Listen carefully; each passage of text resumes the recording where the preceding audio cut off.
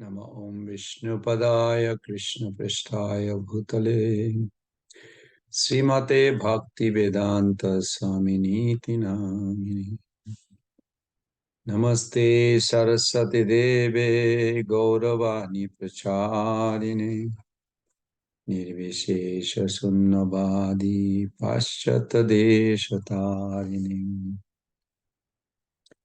जय श्री कृष्ण चैतन्य प्रभु नित्यानंद श्री अद्वैत गदाधर शिवासादि गौर भक्त वृंद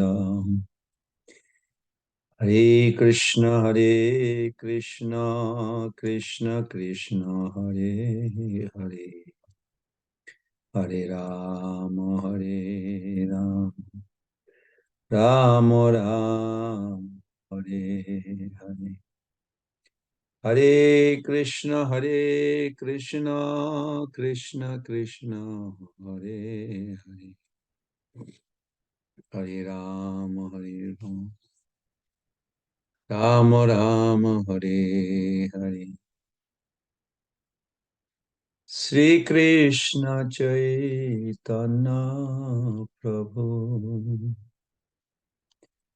दया कर मोरे श्री कृष्ण चैतन्य प्रभु दया कर मोरे তোমা বিনা কে দয়ালো জগত সংসারে তোমা বিনা কে দয়ালো জগত সংসারে পতিত পাবন হেতু तव अवतार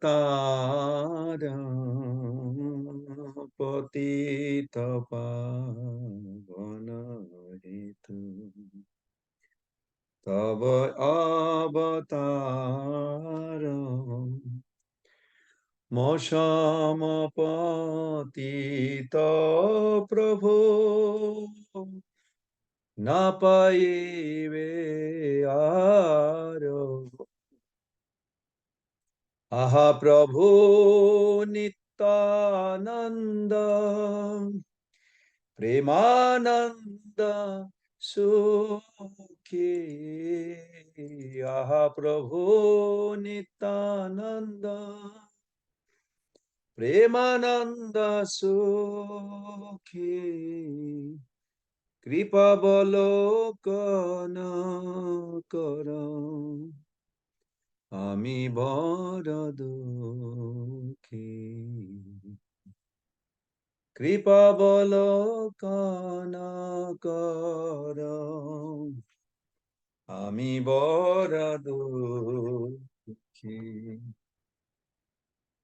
দয়া করো সীতাপতি অদ্বৈত গোসাই দয়া করো সীতাপতি অদ্বৈত গোসাই তব কৃপা বলে পাই চৈতন্য নিতাই তব কৃপা বলে পায় চৈতন্য নিতাই আহা স্বরূপ সনাতন রূপ রঘুনাথ আহা স্বরূপ সনাতন রূপ রঘুনাথ ভট্ট যুগ Srijib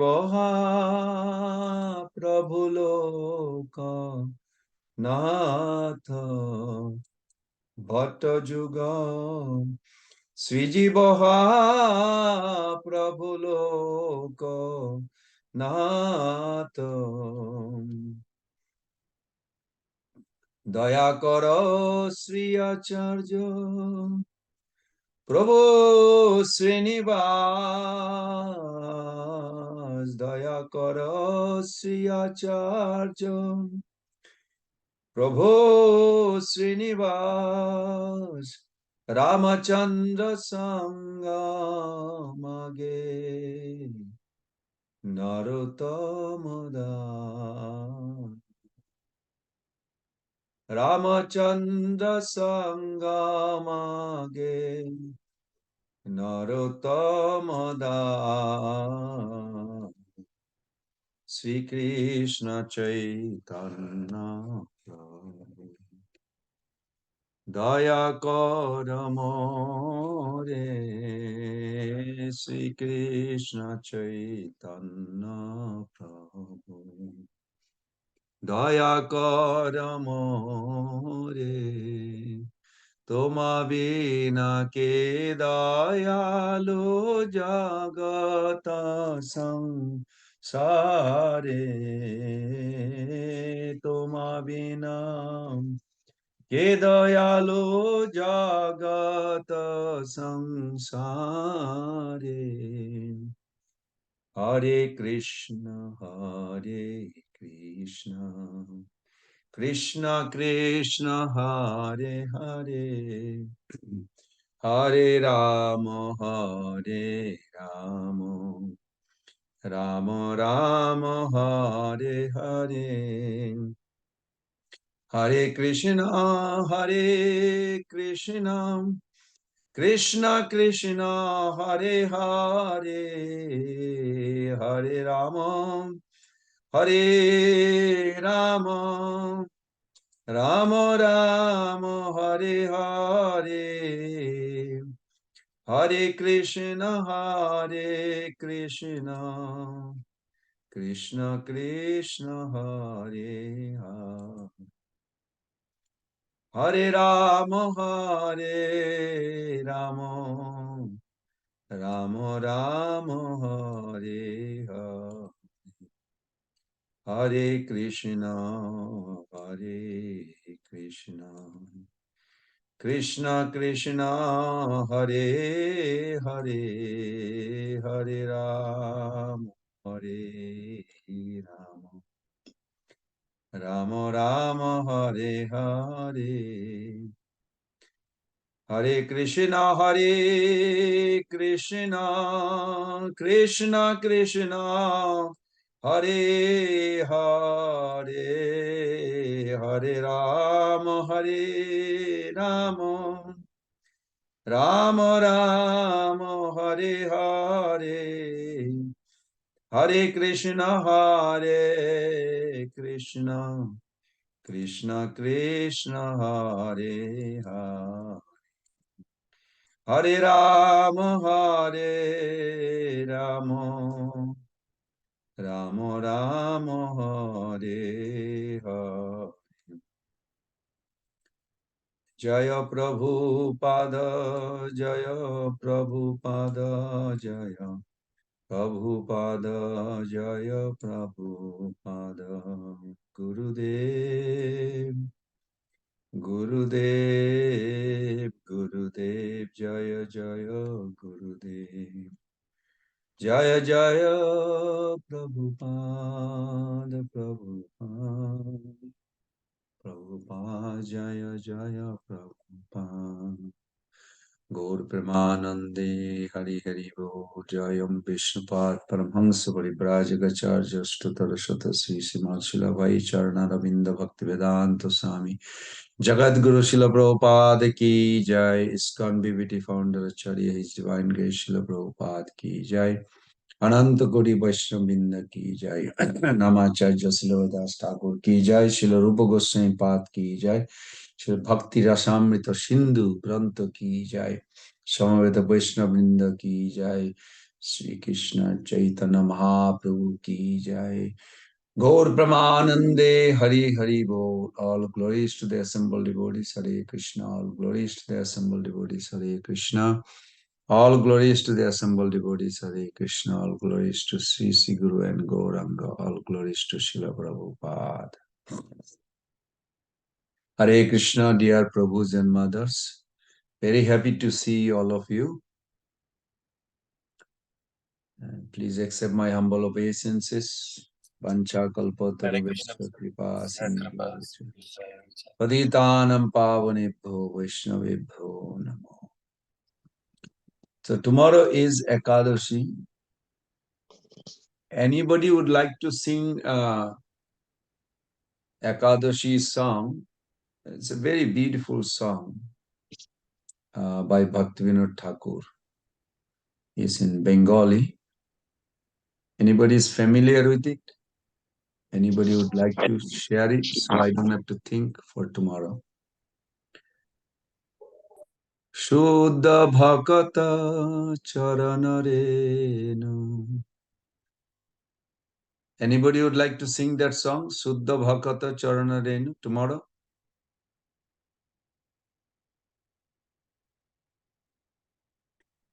If you are not familiar, it will be difficult.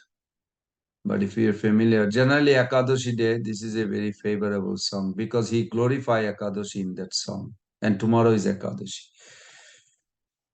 Okay. If nobody is yet here, if you can tell me later.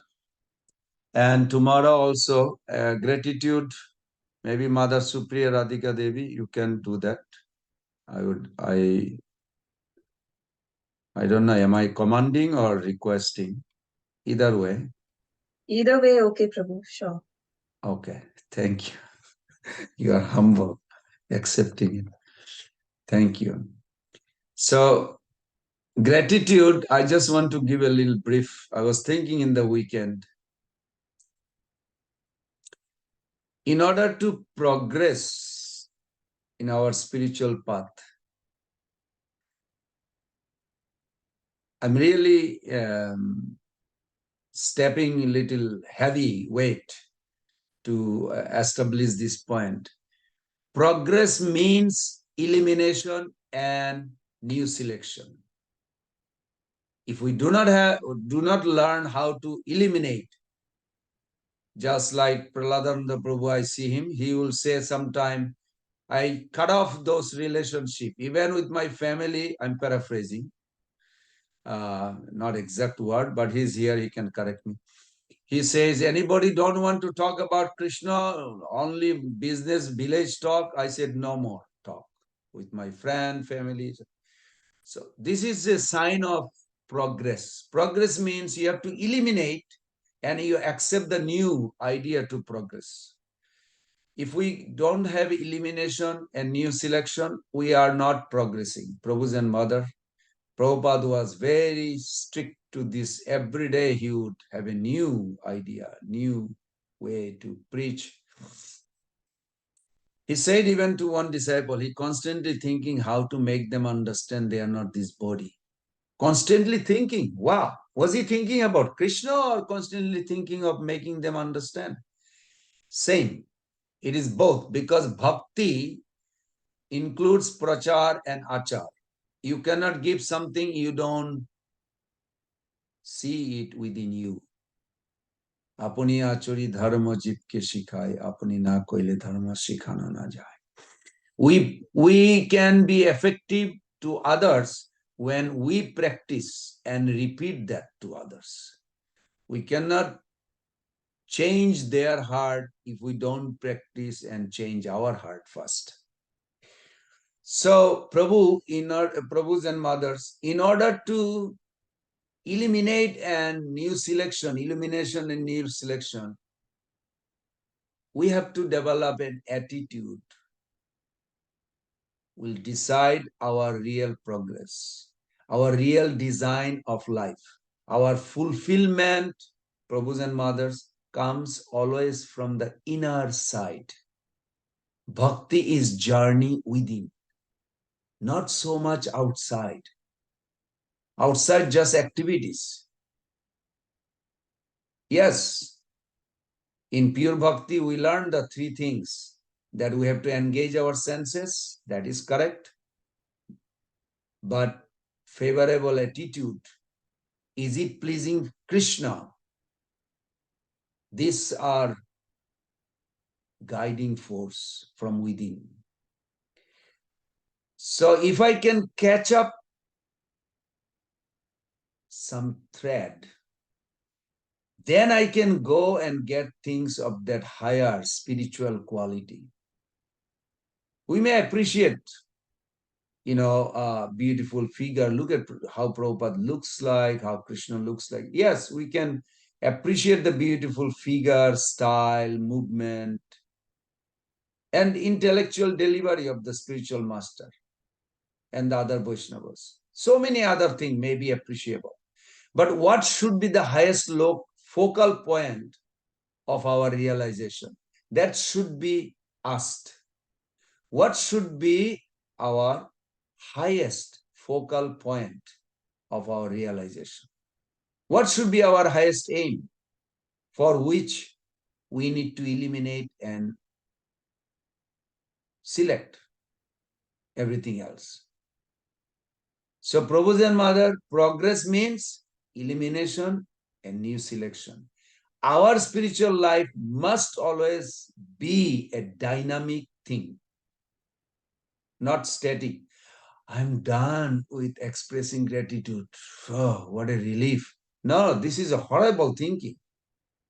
Yes, mind will say that, but don't buy the mind. Yesterday, Sunday love feast, we had a discussion in the temple that Krishna says, mind will disturb. Chanchala himana Krishna pramati balavatiram. Yes, it is chanchal, flickering, obstinate. Yes, all these are important, that mind. But what did Krishna say? Two things we can do to control the mind. What is it? Practice, habit, cultivate. And second is, don't pay attention to the mind.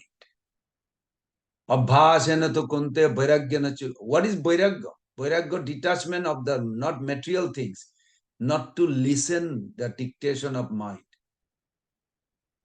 Mind is bothering us all the time. I am right, he's wrong, she's wrong, this wrong, all these things. But to really avoid mind, it requires some cultivation. Krishna did not say it will happen automatically. Prabhu's and Mother, you look at it, 634, 6.34, Arjuna states that how Chanchalahi Mana Krishna Pramati Balabhaddiram. Four things he said, that how mind is very obstinate, very difficult to control. He went on the list. Beautiful. Krishna agreed. Asangsaya Mahabahu. Yes, what Arjuna you are saying is undoubtedly correct. But then he says, two things we can do.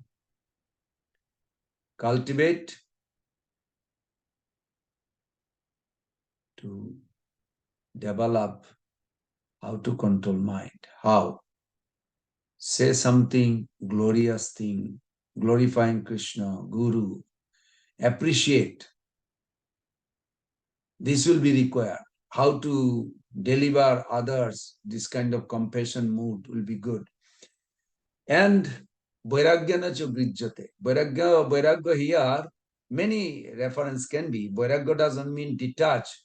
Detach means if something will take me my destiny easy, but on the way is very difficult and other route is little longer, I'll go to the destiny, then go to the longer road. Don't go quick stop. You may get trapped. These are called vairagya, means you withdraw from the decision. You stop listening mind dictating you within you. Mind is telling us constantly, I don't like it, it's boring class, can we go somewhere else? Mind dictates, and majority people fall for it. Prabhu's and Mother, did you ever sit down in a class and mind is telling, what a boring class, maybe I can do something else? That's not the soul. It's a mind dictation. So Krishna says, Vairagyanachu Grijyate means you don't pay attention to the mind. This is important. Each of us can do this gratitude every day. We have to cultivate. Our spiritual life must always be a dynamic.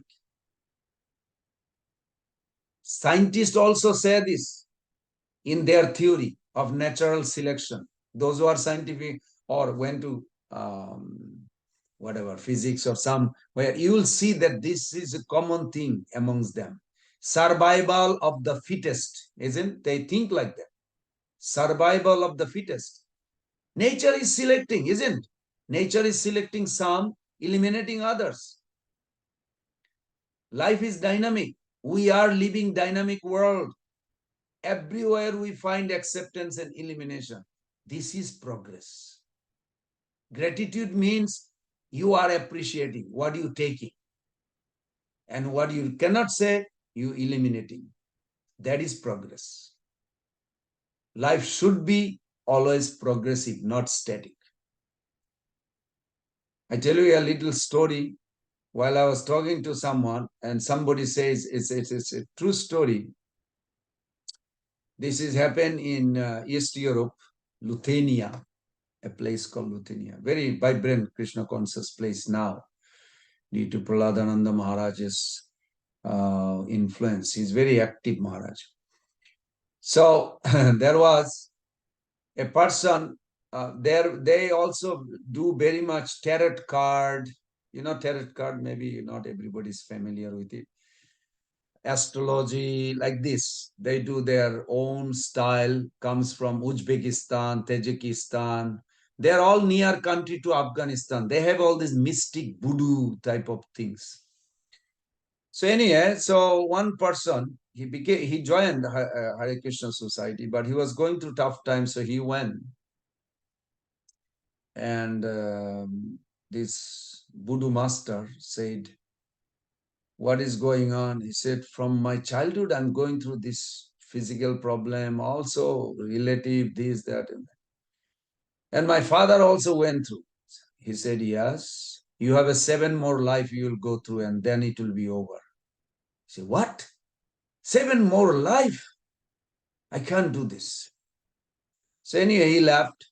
So he did spend some time with Maharaj, and one time he asked, is there a way to literally trash or burn down to ashes previous impression that I have to experience that I was born with? He said, yes, if you glorify and appreciate devotees. And then he shown him this verse. Generally, we don't think like this. This is so easy, Prabhus and mothers. As I mentioned always, in our life, all circumstances may not be grateful, but we can remain grateful. May not be the circumstances, but it requires some cultivation. And then Prabhu started glorifying. But glorifying means you have to find a quality. You know how much energy you need from within to find a good quality in every person? How many of you easily you can say, I agree with your friend who agrees with you? How many would you, how many of you will agree with the people who disagree with you?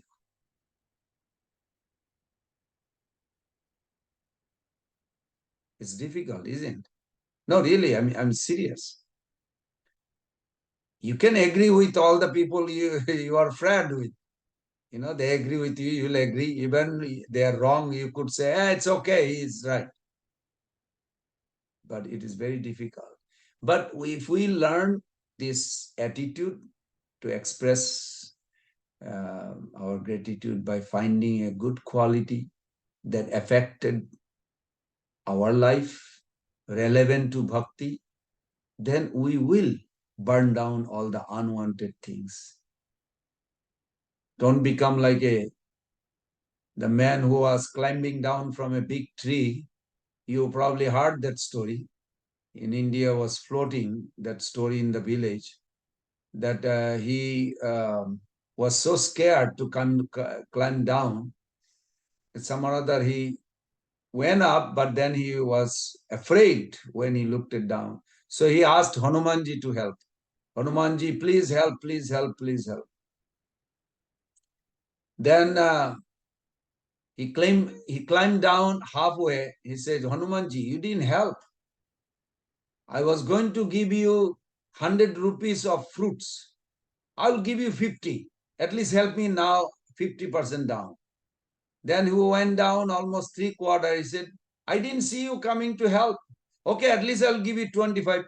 So all the way he went down, he said, I don't see you helping. So I'm sorry, I won't be able to. This is just the opposite to gratitude.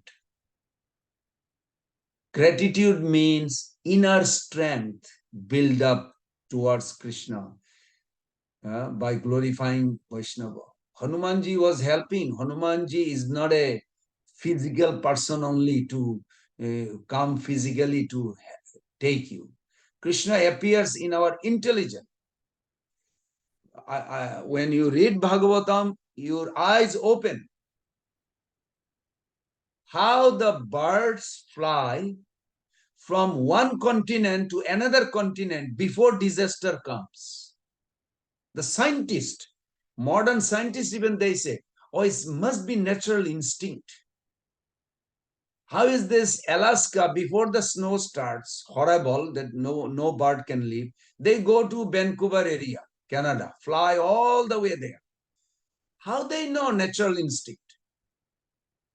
But when you read Prabhupada books, Prabhupada said people thinks natural instinct lead their life.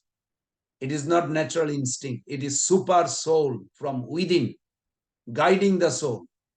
You will be dead here. Run. Go to another place. But people don't want to give credit to Krishna. So they say, oh, natural instinct. So many ways you can look at Krishna's grace in every moment in your life, devotee's grace in every moment in your life. It is just require recognition, observation.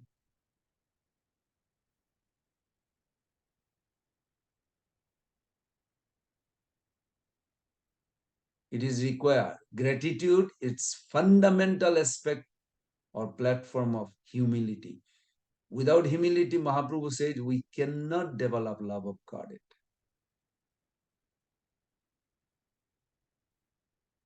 So, Prabhus and mothers, please try every day to express. Even you talk to your family, wife, husband, children, appreciate them. And they will actually come forward to practice more Krishna consciousness. Okay, with that note, I will ask Mother Supriya Radhika to begin today's session. But let us offer our Mangala Acharan to Srila Prabhupada and Guru Varga. You can bring your subtle body attentively, collect some beautiful flower and offer at the lotus feet.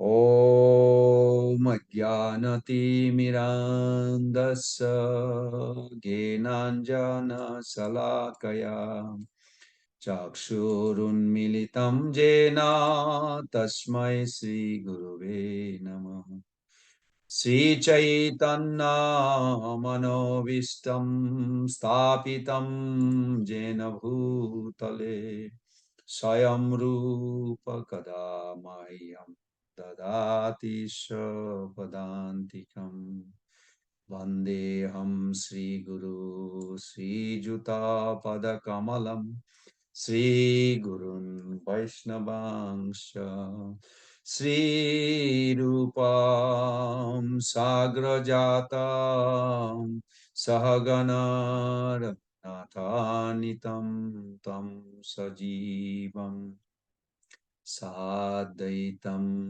Savadhutam Parijana Sahitam Krishna Chaitanya Devam Sri Radha Krishna Padan Sahagana Lalita Sri Vishakha Nitangsha Nama Om Vishnu Padaya Krishna Pristaya Bhutale Srimate Bhakti Vedanta Swami Niti Namine Namaste Saraswate Deve Gauravani Pracharine Nirvishesha Sunnavadi Paschat Deshatarine Vanchakalpataruvesha Kripa Sindhubhayeva cha Patitanam Pavanebhyo Vaishnavebhyo Namo Namo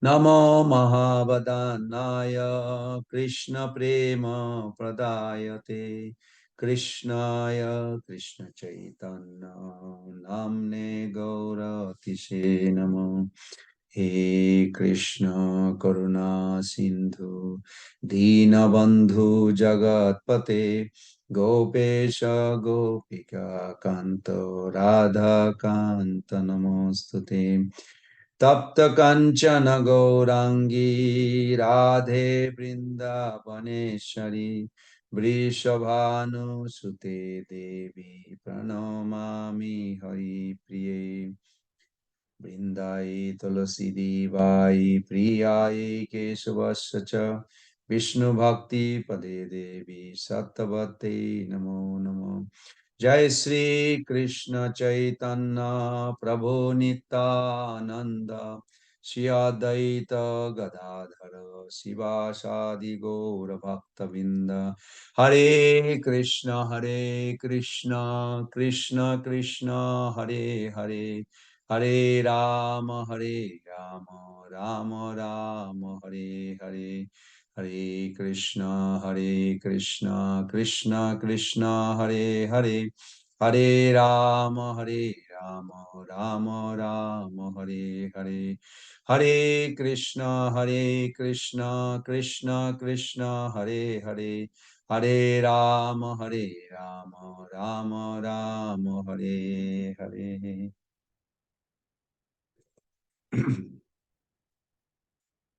Mother Supriya Radhika Devi Dasi, please give us a format how you're going to proceed with your group for Hare next. Krishna.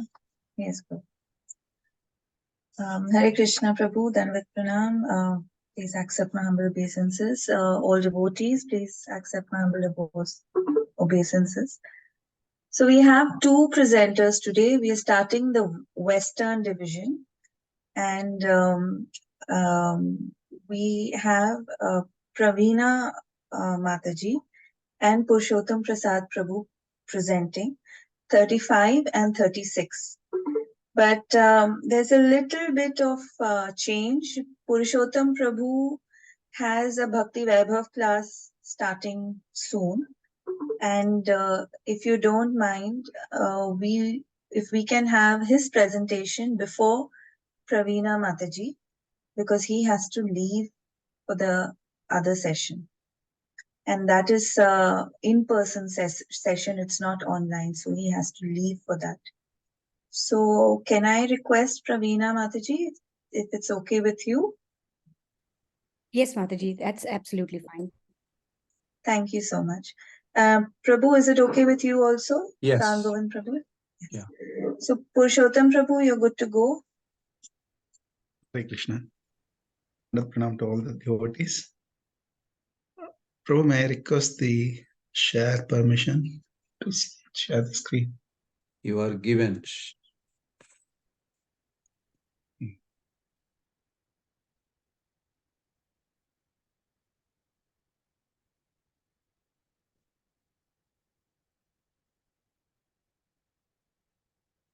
Just a minute, Prabhu. Some technical difficulties. I need to change to another.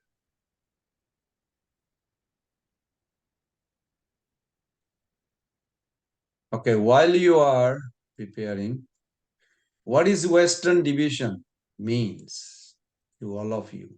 Anybody would like to share? What is Western division means to you? Mother Hare Supriya Krishna Radhika Prabhuji. mentioned. Yes. Western division deals with the 5 primary rasas, the Tatastha or neutral rasa, the Sakya rasa, Madhurya rasa, parental rasa, uh, parental and conjugal rasa. So these are 5 primary rasas that deals with. Hare Krishna Prabhuji. Dandavat Pranam Okay. Prabhuji. Thank you.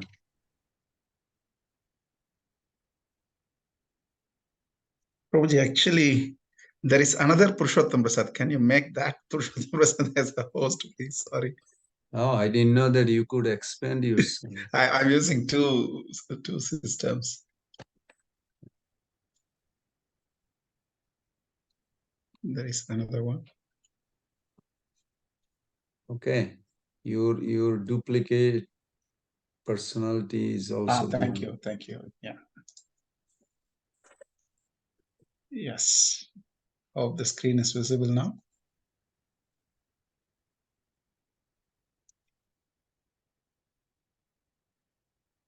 Yes. The Prabhupada ki jai, Shri Gurudev ki jai, Anant Koti Vaishnava ki jai.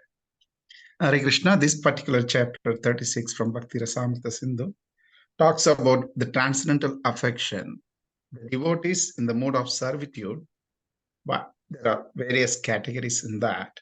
So Srila Rupa Goswami Pad has given a beautiful definition for each service and example of those devotees. So he gave this definition: the transcendental mellow of affection has been accepted by authorities like Sridhar Swami as a perfectional stage of devotion. So, but this rasa, this taste is like it's just above the humor of neutrality, and is a request for the development of serving of the humor. So, a literature called Nama Kaumudi, in that it is mentioned the continuous affection for attraction to Krishna, that is called transcendental affection in servitude. Also, Sukadeva Goswami's stage of affection, it's also considered to be neutral, but in any case, this affection is released by the devotees in different transcendental taste. This is called the various rasa, different transcendental taste. Prabhupada has translated in that way. And therefore, the general name of this state is affection or pure affection for Krishna. So if you have a prior mindset that a pure affection is only for Vatsalya Bhav or Madhurya Bhav or Sakya Bhav, no, it's not. Including Dasya Rasa having a pure affection for Krishna.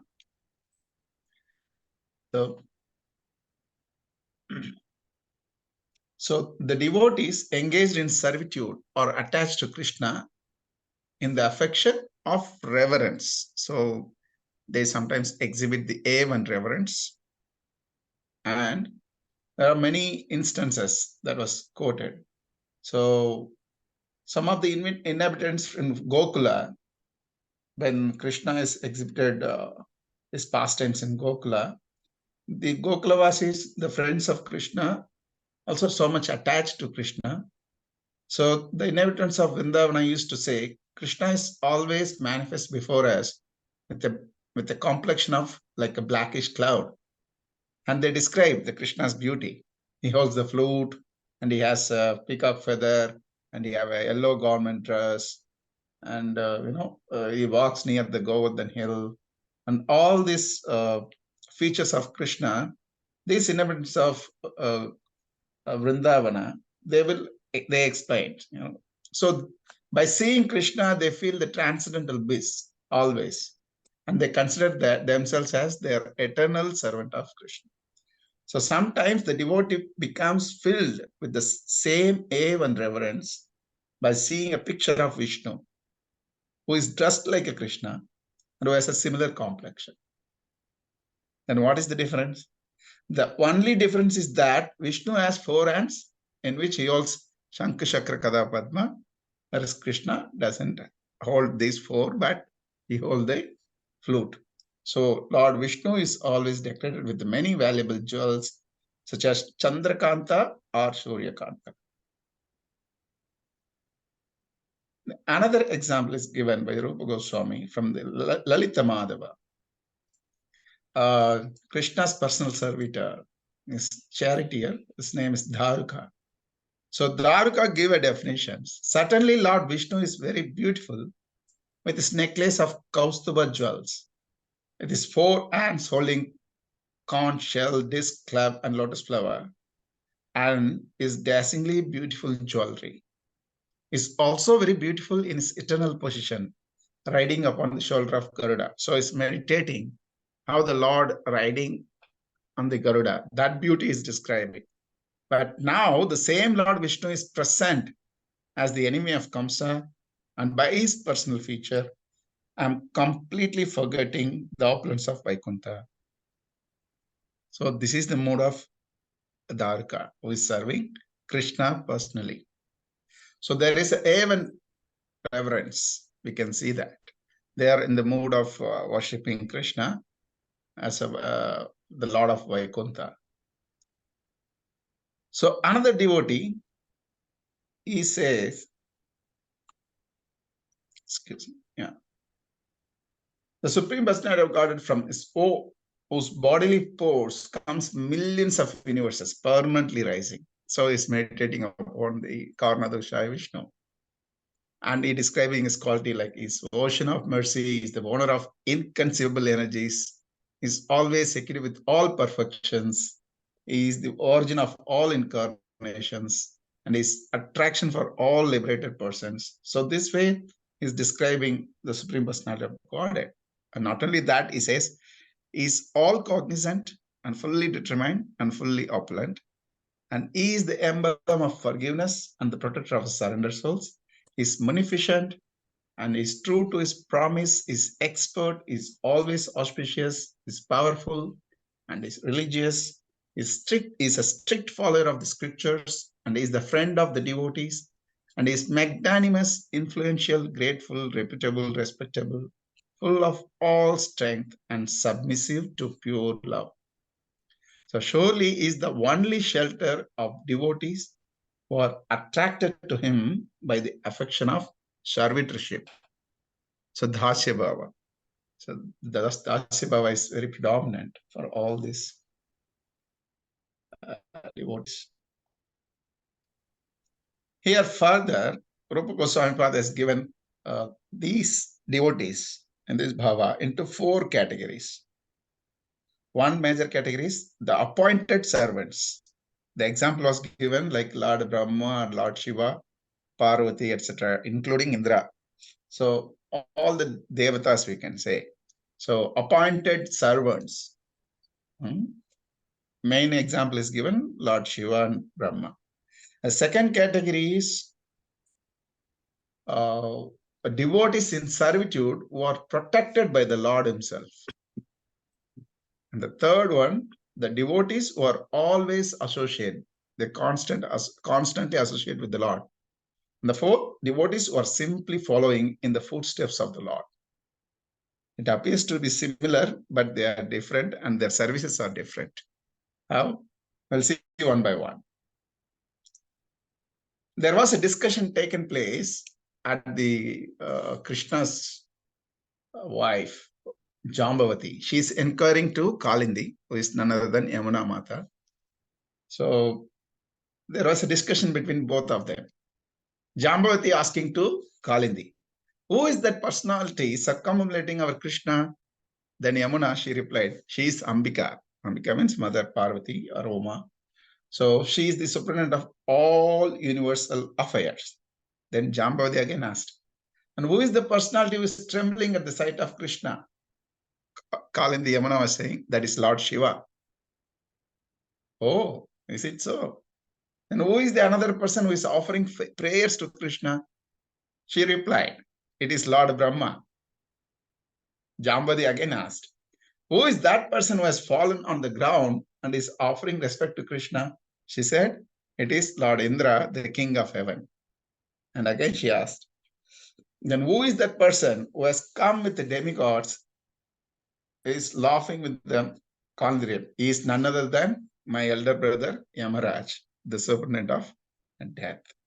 So from these conversations, we can understand that all the devatas, they serve Krishna in the mode of servitorship. Dasya bhava. So they are technically known as Adikrita Devata, are demigods appointed to particular types of departmental services. Prabhupada writes in that way, like they have a specific portfolio or the protocols, the functional. So they execute those tasks, but still they are eternal servitors of the Supreme Lord. So this is appointed servants. This is first category. The second category, there are many examples. One example is like the serpent was disturbing at the Yamuna river. So Krishna went and then kicked by his own legs, and he transformed as a devotee. So the Kaliya, he says, my dear Lord, I have been so offensive unto you, but still you are so kind that you have marked my head with the impressions of your lotus feet.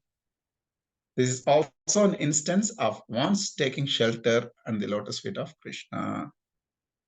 You see, Kaliya was so demoniac. He was fighting, he's trying to attack Krishna, but by Krishna's touch, Krishna's mercy, and by imprinting his footprint on his head, he has become a completely surrendered devotee.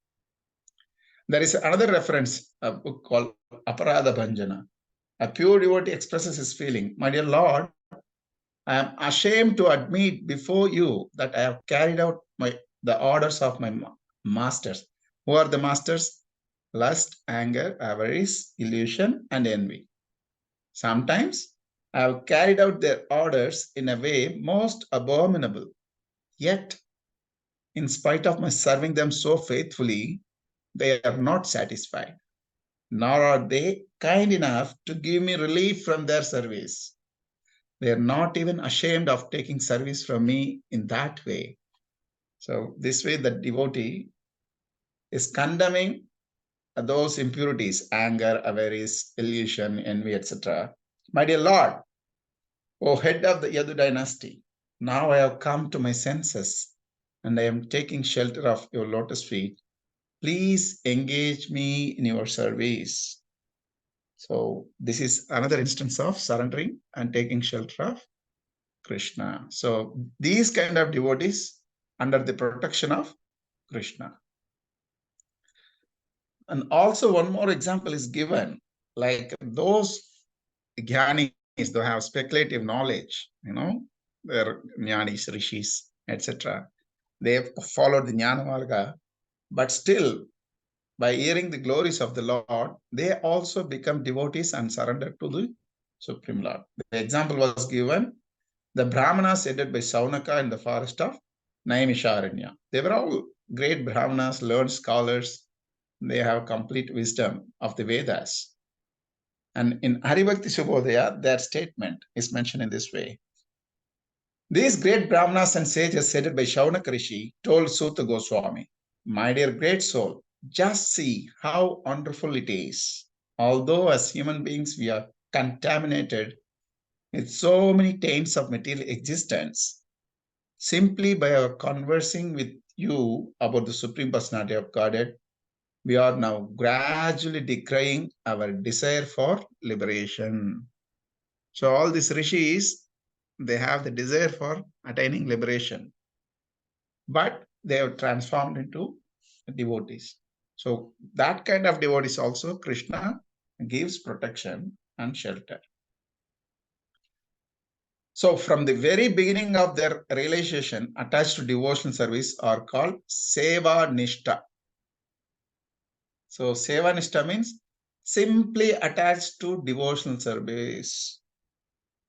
There are examples who are such a Sevanishta devotees, including Lord Shiva, King Indra, King Bahulaswa, King Ikshvaku, Shrutadeva, and Pandarika. One devotee says, "My dear Lord, your transcendental qualities attract even the liberated souls and carry them to the assembly of devotees, where your glories are constantly chanted. Even great sages who are accustomed to living in solitary places are also attracted by the songs of your glory. And absorbing all your transcendental qualities, I have also become attracted and I have decided to dedicate my life to your loving service." So just by hearing the transcendental qualities of Krishna, these personalities, they become greatest devotees. And the third type, now the second type is over. This is devotees under the protection and shelter of the Lord. Now the third type, these devotees are constant associate. They have the transcendental affection to serve the Lord, but they are constant associates. Overall, Krishna's close associates like Uddhava, Dharaka, Satyaki, Shrutadeva, Shatrujit, Nanda, Upananda, and Bhadra. So all of them. Not only them, including Bhishma, Maharaja Parikshit, and Vidura, they are also known as close associates of Lord Krishna. So they're all constant associate of Lord Krishna. So it is said, all the associate of Lord Krishna have lustrous bodily features, and their eyes are just like lotus flowers. They have sufficient power to defeat the strength of the demigods. And the specific feature of their persons is that they are always decorated with valuable ornaments. So this was happened in the capital of Indraprasthas. Someone addressed Krishna, "My dear Lord, your personal associate headed by Uddhava are always awaiting your order by standing at the entrance gate of Dwarka. They are mostly looking on with tears in their eyes, and in the enthusiasm of their service, they are not afraid even of the devastating fire generated by Lord Shiva. They are souls simply surrendered unto your lotus feet." So this is glorifying Uddhava, because even though there are many constant associates, but Uddhava still is considered the best. Why? There is a description about him. His body is blackish like the color of the Yamuna river, and it is similarly as cool. He is always decorated with the flower garlands first used by Lord Krishna, and is addressed with yellow silk clothing. His two arms are just like the bowls of a dough. His eyes are just like lotus flowers, and is the most important devotee among all the associates. Among all the associates, Uddhava is considered the best. Let us therefore offer our respectful obeisances unto Uddhava's lotus feet. And Uddhava is glorifying Lord Krishna's transcendental quality. Lord Krishna, who is our master and worshipful deity, the controller of Lord Shiva and Lord Brahma, and the controller of the whole universe as well, accept the controlling orders of Ugrasena, his grandfather. He is the proprietor of millions of universes, but still he begged a little land from the ocean. And although he's just like an ocean of wisdom, he sometimes consults me. The Supreme Lord is, is the reservoir of all the knowledge, but he consults sometimes with Uddhava. So Uddhava says, his humble position. So the Supreme Lord consults to me, but it's my humble service to him. So he's great and magnanimous, yet is engaged in his different activities just like an ordinary person. That's why Krishna is so, simple in his heart with his devotees. The another category, the fourth one, the final one, out of four categories we have seen. So this is the fourth one. transcendental affection of servitude, followers of the Lord. Who are all they? So they engage in service of the Lord. They are known as anugas, or the followers. So the example such devotees in Dwarka city, they are known as Suchandra, Mandana, Stamba, and Sutamba. So they have specific services. So what are all the specific services? See, Mandana, he always bears an umbrella over the head of Lord Krishna. And Suchandra is always fanning with chamara. And the Sutamba is engaged in supplying betel nuts. See, here we can see the plates with the betel nuts is trying to serve. So all of them are great devotees, and they are always busy in transcendental loving service to the Lord. Though it looks like giving a betel nut, is it a great service? It is a great service. It's not so easy. There are so many variety of betel nuts. So each one of them have their own specific services. So as they are anugas in Dwarka, then what about Vrindavana? Certainly there are anugas. So Vrindavana also there are anugas who are known as Raktaka, Patraka, Patri, Madhukanta, Madhuvrata, Rasala, Suvilasa, Premakanda, Marandaka, Ananda, Chandrahasha, Payoda, Bakula, Rasada, and Sharada. So all these devotees are having specific services to Krishna in Vrindavana. So they always stay in Vrindavana, and their bodies are decorated with garlands of pearls with the bangles and bracelets of gold. Their colors are like black bees and the golden moon, and they are dressed just to suit the particular special bodily features. So how do we know this? Because Mother Yashoda, she specifically says to each person, how? She says, Bakula, please cleanse the yellowish dress of Krishna. So Bakula's service is cleansing Krishna's yellow garments. Yeah, you just flavor the bathing water with agru scent. Varika. Varika has to do that using agru scent. He has to do service to Krishna. And Rasala, you just prepare the betel nuts. So here in Vrindavana, betel nuts service is for Rasala.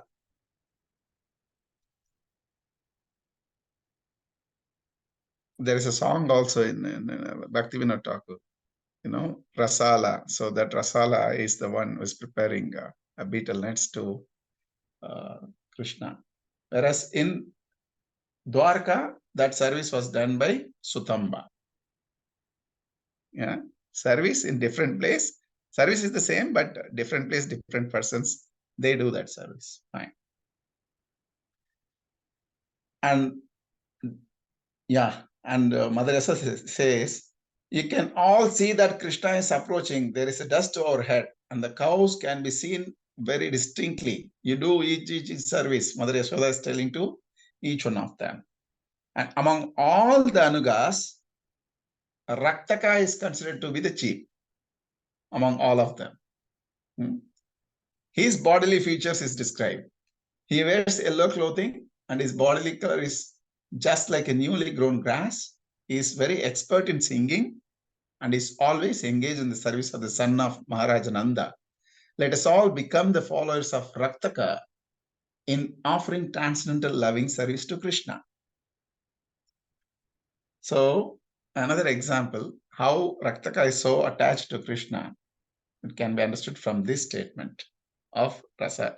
He is telling to Rasada, he says, oh, Rasada, just hear me. Please place me so that I may always be engaged in the service of Lord Krishna, who has now become as famous as the lifter of the Govardhana. This statement after Govardhana pastimes, Raktaka is telling to Rasada. The devotees of Krishna engaged in his personal service are always very cautious, though they engage in service. So seva is important. More than seva, avoiding seva aparadha is important. How? Is there aparadha and offenses in serving also? Yes, there are many offenses.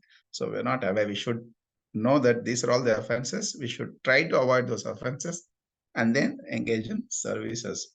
So how it is exhibited here? So Raktaka once is said within himself, not only in Krishna, not only Krishna is my worshipable and servable Lord, but also the girlfriends of Krishna, the gopis, are equally worshipable and servable by me. See the mood of Raktaka. He is not only serving Krishna and is Krishna's friends, gopis also. And not only the gopis, but anyone who is engaged in the service of the Lord is also worshipable and servable by me. Devotees, do we understand why Chaitanya Mahaprabhu says to us, Gopyor Padakamalayur Dasa Dasa Dasa Anadas? So this is the mood of Vrindavana. This is the mood of Vrindavana. Beautifully explained here. So he says, I know that I must be very careful. Why? Not to become overly proud because I am serving Krishna and Krishna's friends and gopis. I should not be overly proud that I am the one of the servitors and the devotees of the Lord. So from this statement, one can understand that the pure devotees, those who are actually engaged in the service of the Lord, are always very cautious and are never overly proud of their service. This is the checkpoint for all of us. So the mentality is, this mentality of direct servitor to Krishna is called dhurya. So even those devotees, they're all doing service, servitors, but their moods are different. How? We can see here. There are three classes in that. One is dhurya, another one is dhira, another one is veera. So Raktaka is coming under the class of dhurya. Why? He's not only serving Krishna, but he's also have the intention to serve the gopis. So Raktaka is dhurya kind of a devotee. Then another kind of servitors is known as dhira. The example was given, a devotee who grew up along with Satyabhama because that boy is the son of Satyabhama's nurse. So she grown up. He also grown up along with Satyabhama. When Mother Satyabhama got married to Krishna, this boy also went along with her and stayed there. And he sometimes make fun with Krishna, saying that, he make jokes with Krishna, because he is considered like a brother-in-law. He is considered as brother of Satyabhama. So he become like a brother-in-law. So he comments to Krishna sometimes, my dear Krishna, I never tried to gain the favor of goddess of fortune who is married to you, but still I am so fortunate that I am considered one of the members of your house, the brother of Satyabhama. So the another category is Veera. A Veera associate once expressed his pride, declaring, Lord Baladeva may be a great enemy of Pralambasura, but I have nothing to worry about from him.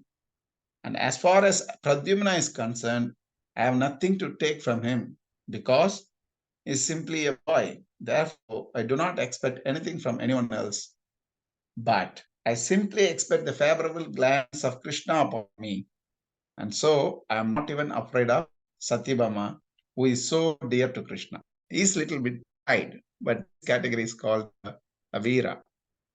The Veera valorous, is very valorous. So these three categories, Dhurya, Dhira, and Veera, these are all followers of Krishna. So summary of this, and Prithu Maharaj also given an example. Prithu Maharaj also followers of the Lord. It is mentioned from the Srimad Bhagavatam, 20th chapter, and sloka number 28. So in conclusion, in this chapter, how the devotees of the Lord serving the Lord with so much transcendental affection in the mode of Dasya. So they have 4 categories. One is appointed servants, and another one is the devotees in servitude who are protected by the Lord, and the devotees who are always associating with the Lord, and the devotees who are simply following the footsteps of the Lord. So this is the gist of this particular chapter. Srila Prabhupada ki jai. Thank you very much, devotees. Hare Krishna.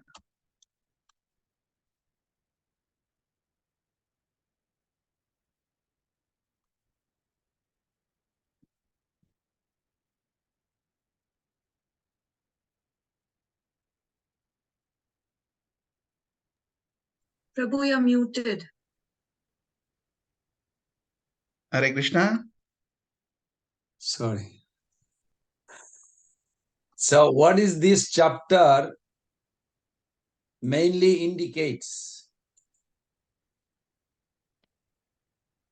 All over all the 5 rashas or one particular rashas, Prabhu?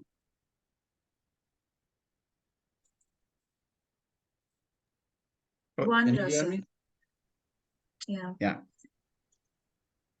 One rasa, Prabhu. No, okay. I'm okay. What rasa? One rasa, what? Which one? Dasya rasa.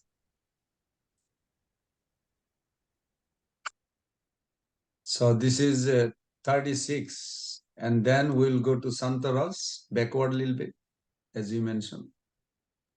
Yes, Prabhu. Instead of Okay. starting from Shanta, we finish Dasya and go back to Shanta.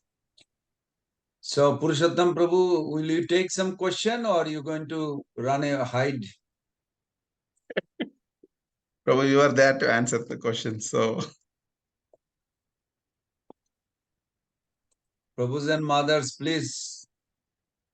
Do you have everybody grasp it? What he tried to give? No? Yes? Yes, Prabhuji. You are convinced? I'm not convinced. Really. Someone was saying something. I could not hear. Not really. It has so classification, one under another one, another. So it is hard to remember how to connect all those. Okay. So maybe Purushottam Prabhu, you can give some clue how to overview and remember it. This is what mother is asking. okay, they're all doing services of Dasya. So servants. One example, you can see that the Lord empowered them and assigned the duty. You do this service. So Brahma is given the service of creation, and Lord Shiva is given the service of annihilation. So this is one category. They are servants, but they do specific service which is assigned by Krishna.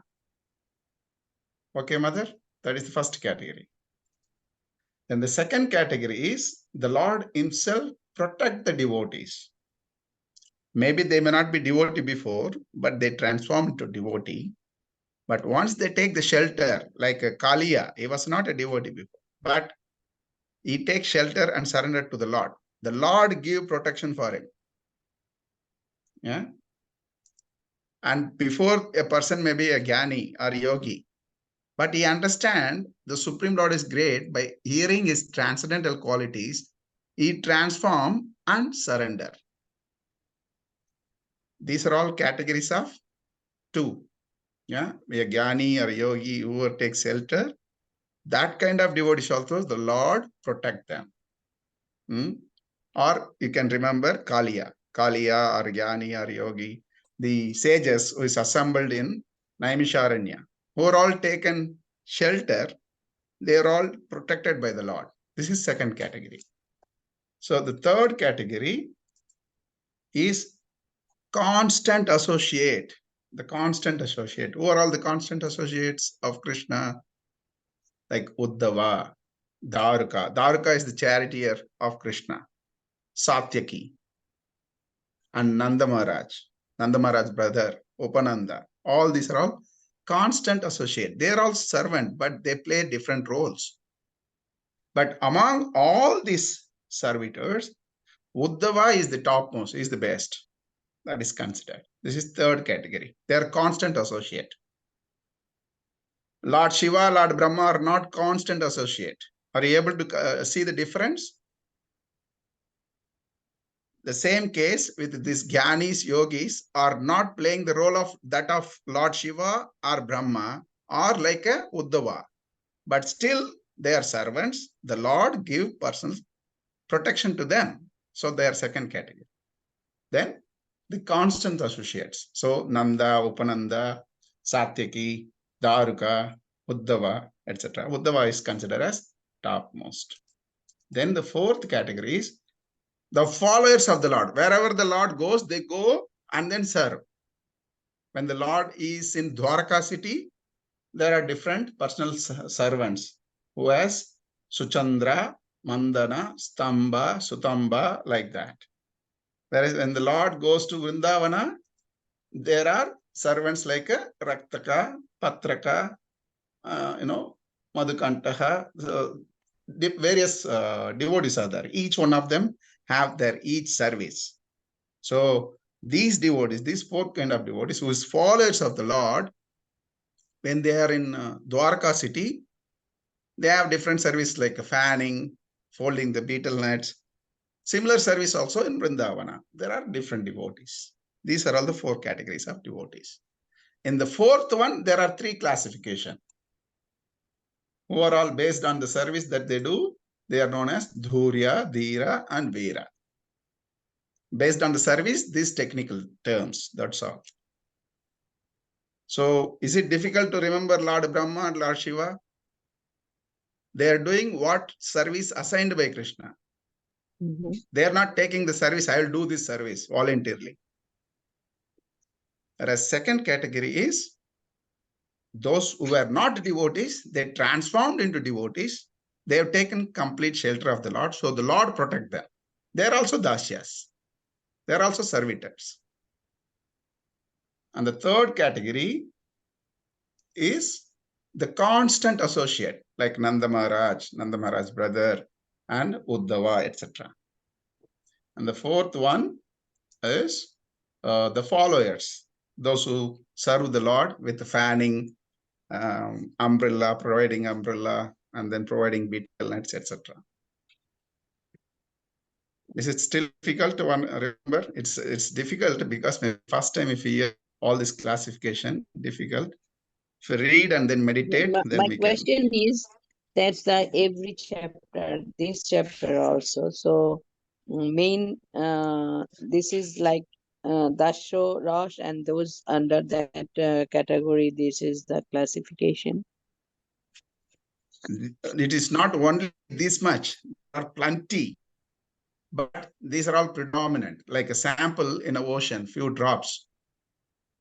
Okay. Yeah. Thank you so much. Hare Krishna.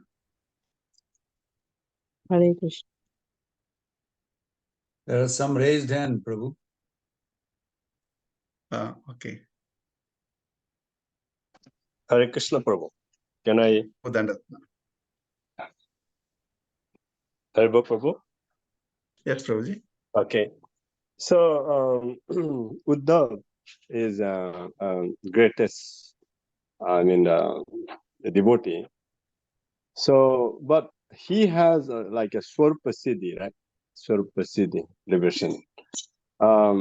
So all the liberations is also, I heard that they are still not in the category of the, I know that in the platform is very high, but why he is having that kind of a mentality to have Krishna's form, like his color is Yamuna, water, a river, what's called a color, right? But why he's having that kind of a desire to have when he wants to be a very, he is the greatest devotee, but why this kind of desire is there? No, it's not that he's having the desire, so he's a bluish color. That is his Swarupa. So can we ask Vishnu why you are having a bluish color? Yes, you can ask. I don't think Krishna will be upset if you ask him. I think he has the desire of having that Surpa Siddhi. Okay. I am not I sure, think Prabhu. I have not that studied. maybe I am not sure. that I am part not I'm aware. trying to inquire that part. I am not sure, Prabhu. I am not aware. I have not studied. I have not heard why Uddhava is having bluish color. But my understanding is when we observe totally in a person's quality, those quality also imbibe. We will imbibe. So Krishna is in bluish. So the absorption of Uddhava could be so intense. He also imbibed that quality. That's my understanding, but I'm not sure this is the right answer or not.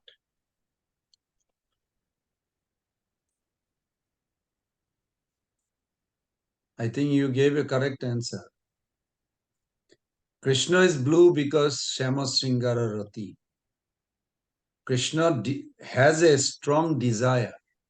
It's not like Krishna is influenced. Krishna has a strong desire to experience and extend this Rasham.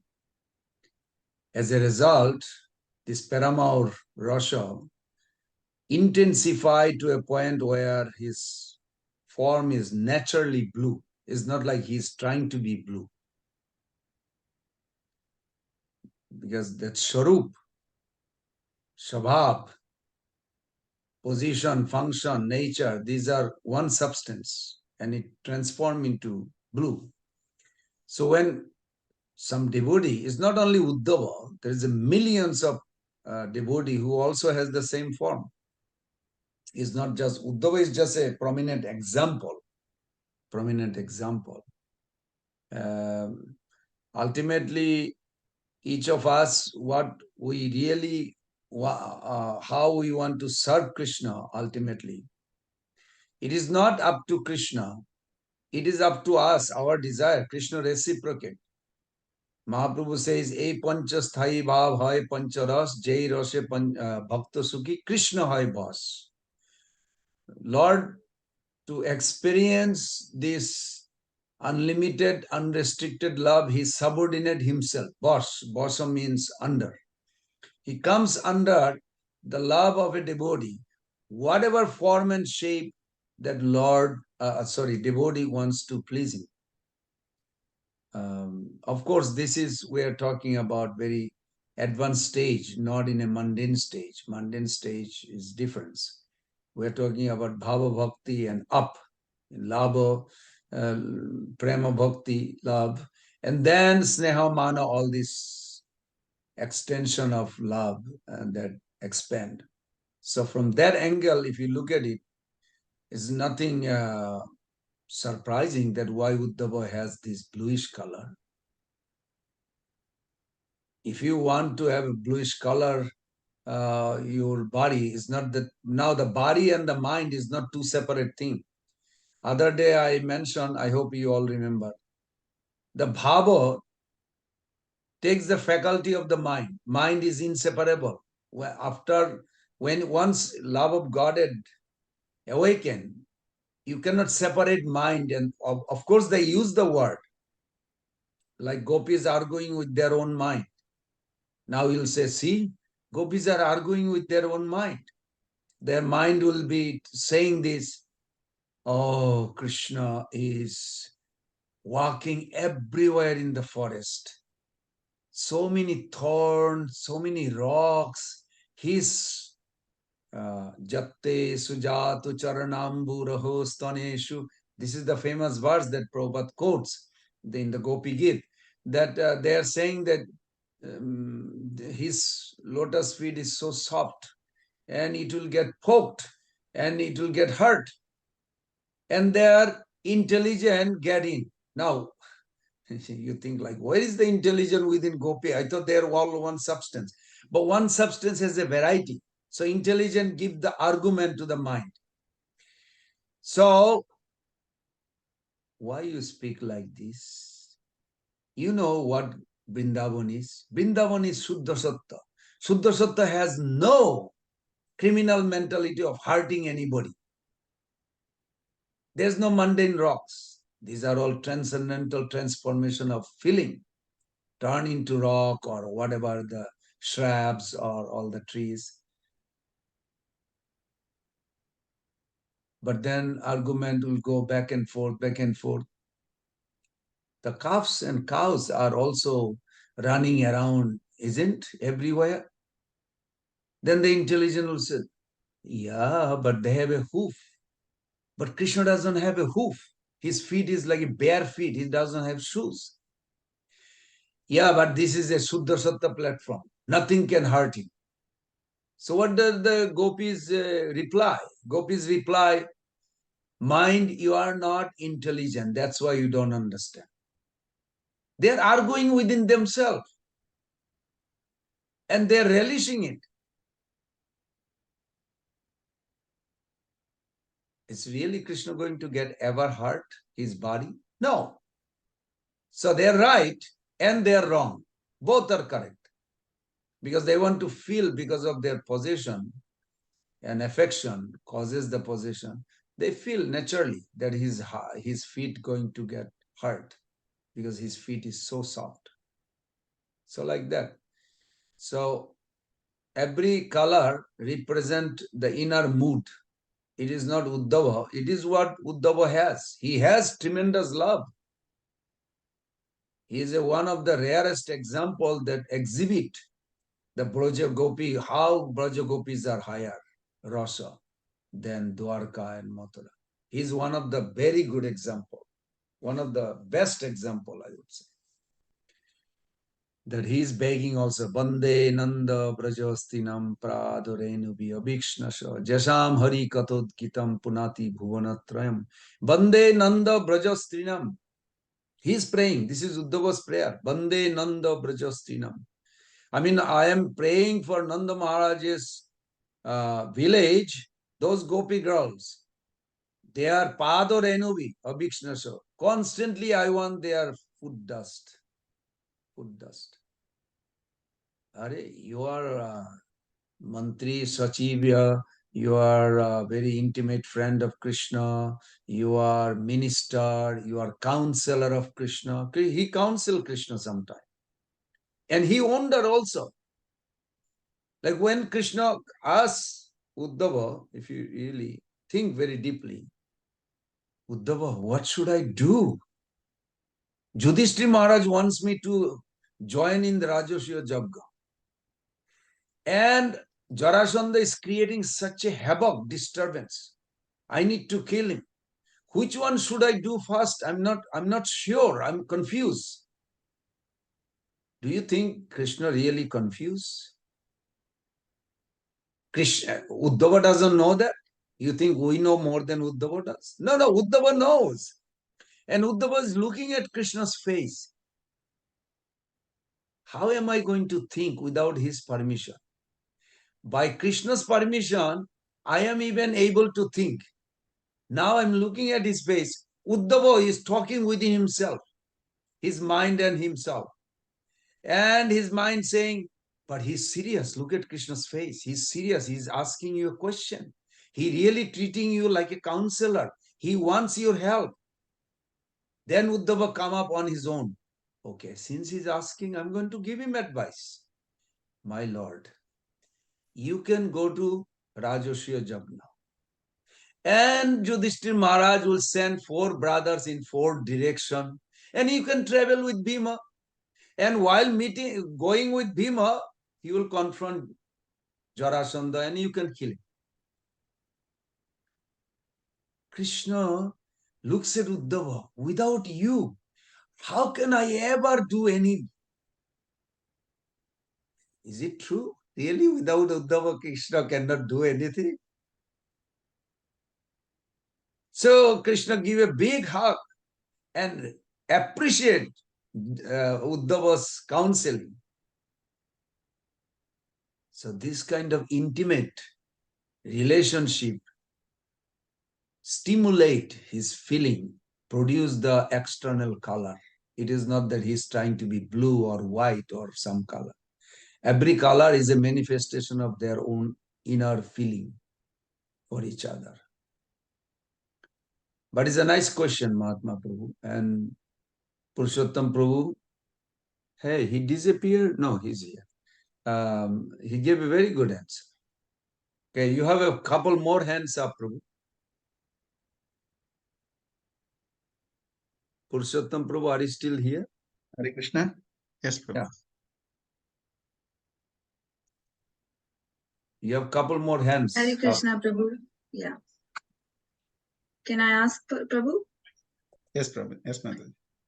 Prabhu, I have two questions. First one is that, you mentioned appointed servants, Adhikrita Das. The example you said was, of course, the Devatas and Lord Shiva in that. And also in Seva Nishtha. So, Seva Nishtha where because of the devotees' increasing love, they voluntarily want to engage themselves. And that is also Lord Shiva as example. So is there any difference? Or, why in both, like you've mentioned that the principal Seva Nishtha is Lord Shiva and Lord King Indra, Ikshvaku. So this example is given in both. So what's the difference then? Or see, the Seva Nishtha means any service that you assign, like our gurus, they say you do this service. No, I get, see, today I have service, but I get excuse from the class and then go to another service. But that is not the case with the Seva Nishtha. What we are doing also Seva, like the squirrel doing for the Rama. right. Yeah, but that cannot be compared with Hanuman. He is also performing Seva. Both are Seva, but both of them are performing in their capacity at the best. So this Seva Nishtha, we cannot imitate them. Like Lord Shiva, nobody was coming forward to the service, but he took that alahala and drank. Even Brahma is not willing to do that.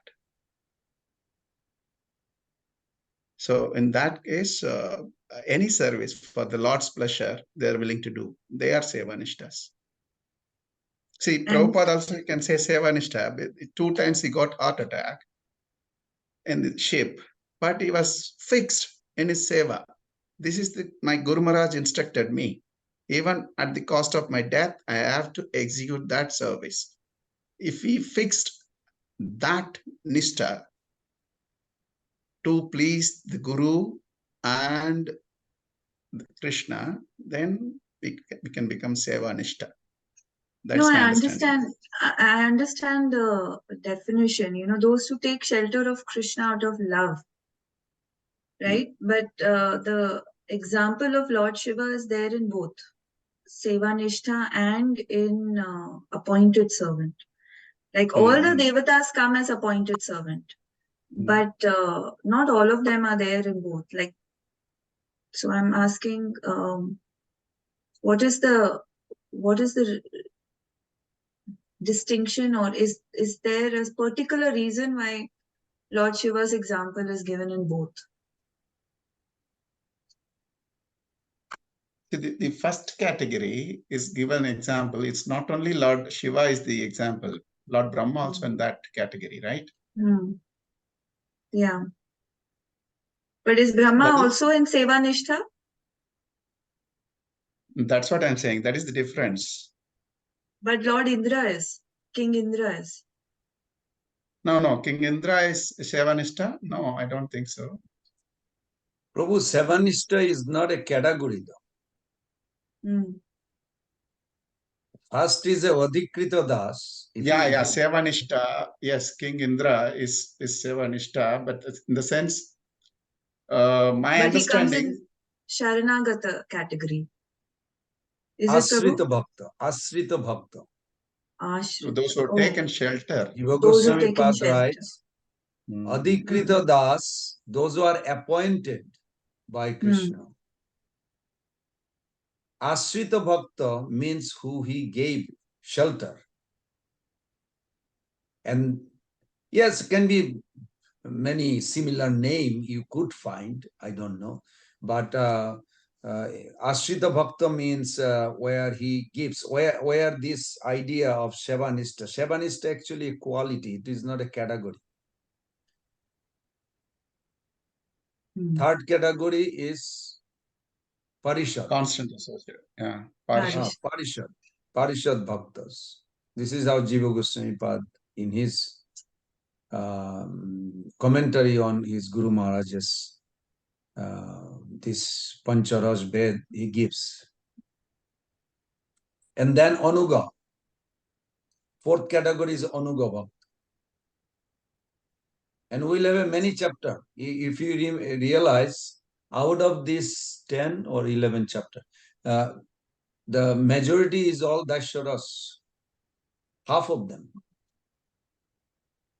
So, Prabhu, my second question is that is there any distinction that the Nitya Siddhas and Sadhana Siddhas in these categories? For us, yes, there is a distinction. But in spiritual level, there is no distinction. Okay.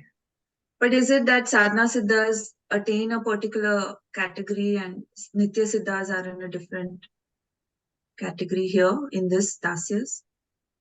Nitya Siddha means they are already assigned with a particular service. There is a two sources. I'm just scared how far should we go. There is a two sources where the Sevak originally originated. One source is from Balaram Prabhu. In Vrindavan, from Baladev, the servant appeared. Even though they're eternal, but we have to say in language that we can relate. If you say eternal, then it doesn't say who are the what category. So you have to say, so I hope you understand that way, that when I say they came out from Balaram, it's not like at once upon a time. There is no such thing. It's eternally, but we still have to say once upon a time. So came out from Baladev Prabhu in Vrindavan. Then from Mula Sankarsan, same Balaram when he expanded to Dwarka and Mathura, he is known as Mula Sankarsan, even though we say Balaram also there. And from Mula Sankarsan came out Mahavaikuntha devotees. Then from Mahasankarsan comes in Ayuddha others, Lakshman, you can say. And then in Vaikuntha, Sankarsan. And then comes to Mahavishnu, where the Tatastha Jiva, us, we manifested from Tatastha region. Jivanama Tatastha Eka Shakti Hai, Mahashankarsan Sarva Jivera Ashray. Prabhupada actually, I found 3-4 places he mentioned, we come from a Tatastha region, we come from a Tatastha region, means dual nature is there.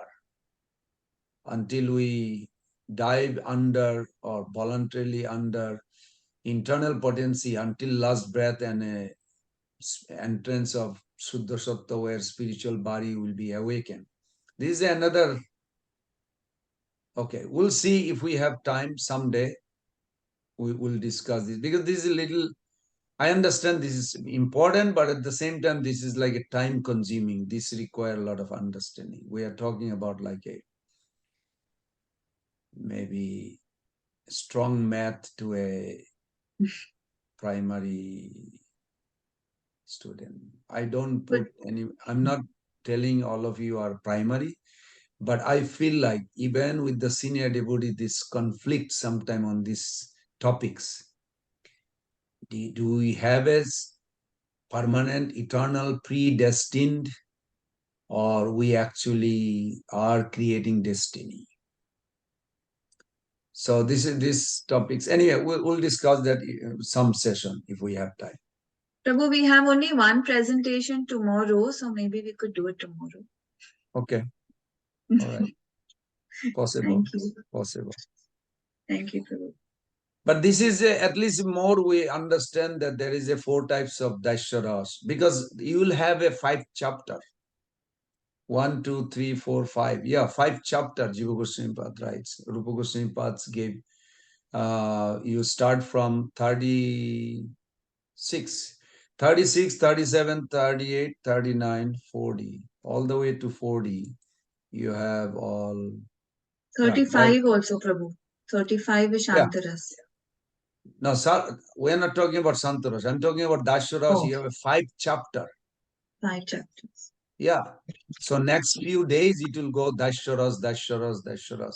Because this is one of the biggest. Now another group comes from, oh, I should not even bring that. But anyway, since I mentioned, some of you will be like, won't be able to sleep tonight. I can tell you that. Another group comes from the Srimati Radharani is another source, but that's very rare also. I mean, Baladev is also rare. I don't want to think like, oh, somebody is superior than. No, yes, no, yes. Like that. We'll discuss that tomorrow, maybe. Let's go with the Dasharas, Santaras. No, Dasharas, he started with Dasharas. Mathura Prabhu has a question, Purushottam Prabhu. Hare Krishna, Prabhuji. Hare Krishna. Quick reflection, and then I had a question. I was just hearing how Krishna's lotus feet are so soft. Any of the devotees that touched Srila Prabhupada's lotus feet said his feet were so soft. I was just reflecting on, wow, the pure devotee, Prabhupada had this incredibly soft feet, just like Krishna. Very, anyways, my question is, with the very conditioned state I am in, what is more pleasing to Krishna, to be approaching with, I would like to do this service for you, or just whatever you want, my Lord. You decide, you guide me, you know, I'm yours. Whatever you want, I will do. What is really the more pleasing thing to Krishna?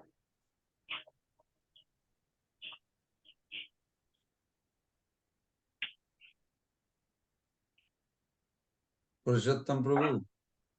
Prabhu, I'm not sure about the question. So Okay, I you can didn't ask get him. the Can you question. clarify the question, please, Prabhu? Oh, yeah. So in very conditioned state like myself, what is really more pleasing to Krishna?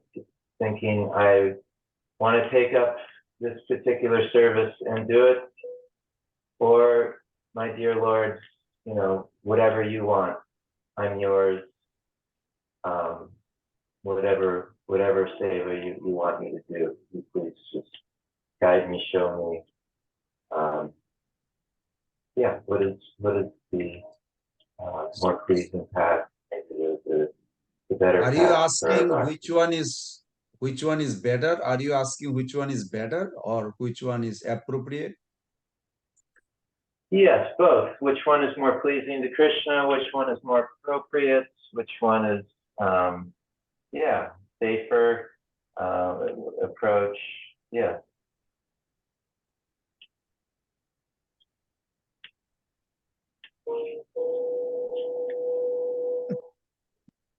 I request Pranagovind Prabhu to answer this question because it's very specific and individual questions. We cannot be generalized the answer. So I don't have any generic answer.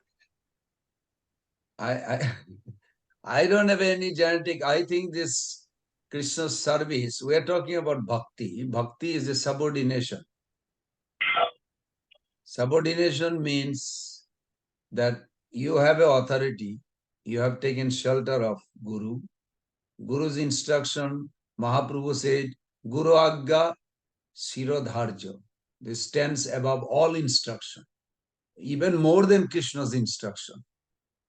That's a heavy statement. Even Prabhupada's conversation with Lord Krishna in the dream, Lord Krishna literally asked Prabhupada to go back to Vrindavan. Well, in 73 when he was in Dwarka, New Dwarka called Los Angeles. Then Prabhupada says, no, but your great servant, my Guru Maharaj told me to preach. He didn't tell me to go back.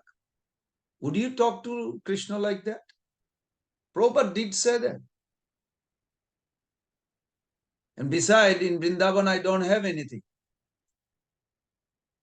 Then Lord Krishna says, there will be a temple. And right after that, where 75, this Krishna Balaram temple came in Vrindavan. So Guru Agga Sada Balavan, Mahaprabhu's own instruction. You don't make your god brother servant. According to Shastra, god brothers are respectful. But if you look at it, Kashishwar and Govinda, they're both god brother of Mahaprabhu. They're disciple of Ishwar Puri. That's why a conversation started. And Mahaprabhu says, ask to Sarvam Bhattacharya, is it proper to make god brother as a servant? Sarvam Bhattacharya says, no, it is not proper. But Guru's instruction stands above all rules. So your Guru said to them, Guru told them to go and serve Chaitanya. So they have come to serve Chaitanya and you have to accept because Guru Agga Sada Balavan. That's exact word if you look at it in Madhya chapter 6. Guru Agga Sada Balavan.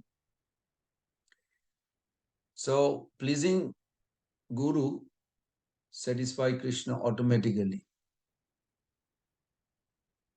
What will please Prabhupada? Do that, Prabhu.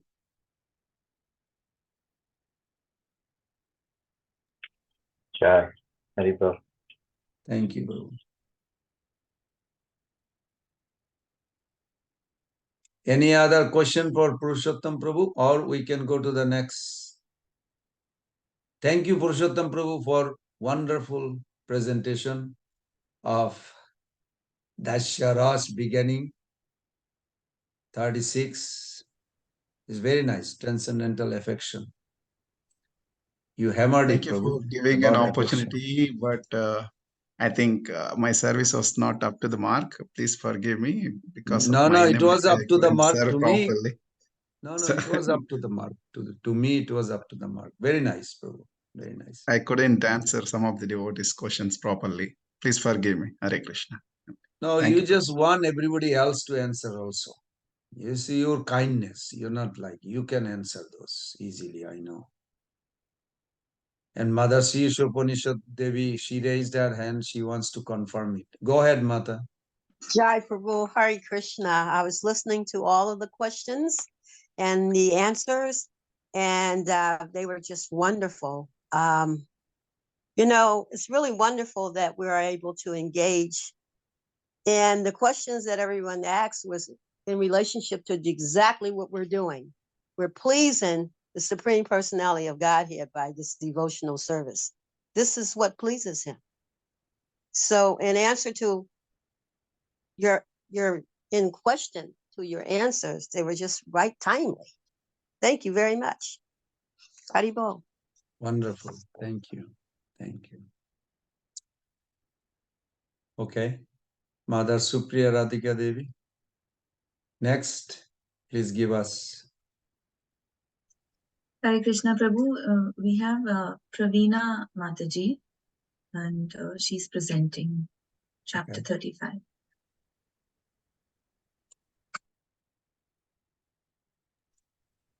Hare Krishna Prabhu, can you please allow me to share my screen? You are already given. I thought you might ask, that's why I already posted.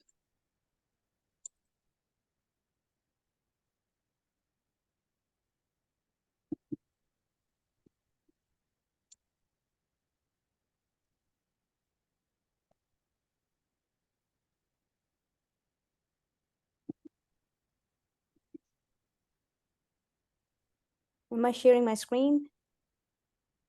No, I don't see. Can How others does see? it work? I've never done this You before. have to go on the bottom. It's a bottom of the computer. It says share screen. You can click on that arrow and then select. But you have to open your PPT or whatever is showing before. Okay, hold on. You can minimize and then go to the share screen and then you can click on it.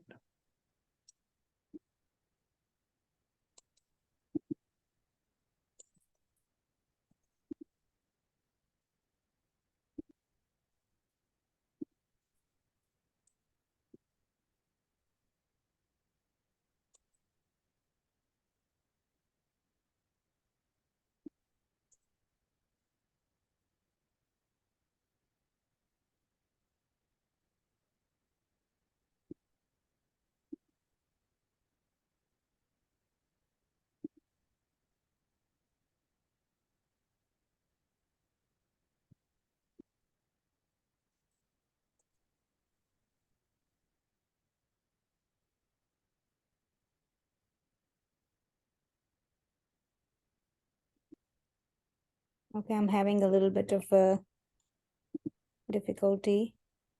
Mother Supriya Radhika, would you like to, maybe she can show you.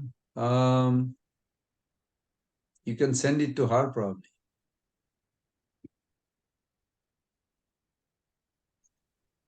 Do you want to do that, Mother? Yeah, hold on. Let me, maybe I can just ask my husband's actually better at these things.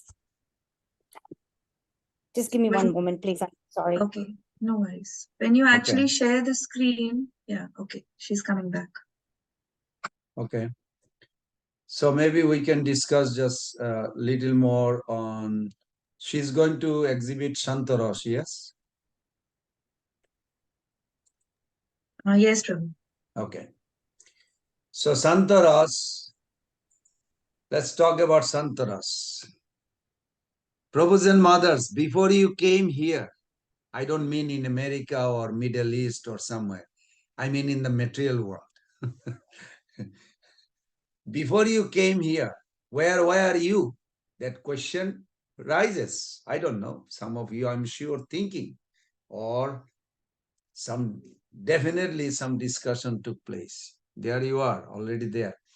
So, Srila Bhakti Siddhanta Saraswati Thakur, he made a beautiful analogy. I don't know how many of you have this Brahman Vaishnavism, one book. It's in English right now. Pundarik Vidyanidhi Prabhu translated. This is by Bhakti Siddhanta Saraswati Thakur. He writes a beautiful small article that before acquiring material designation, all of us, the living entity, we were supremely pure. Now, supremely pure is a little confusing because supremely pure means what? What is supremely pure literally means?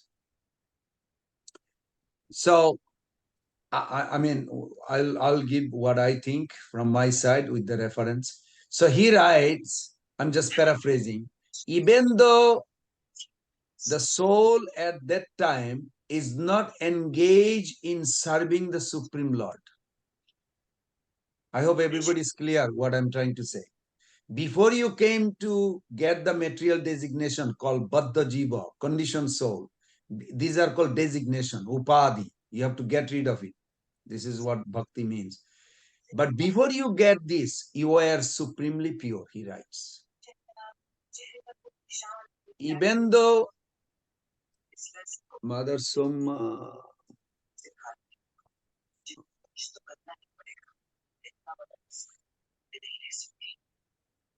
Mother Soma, can you mute?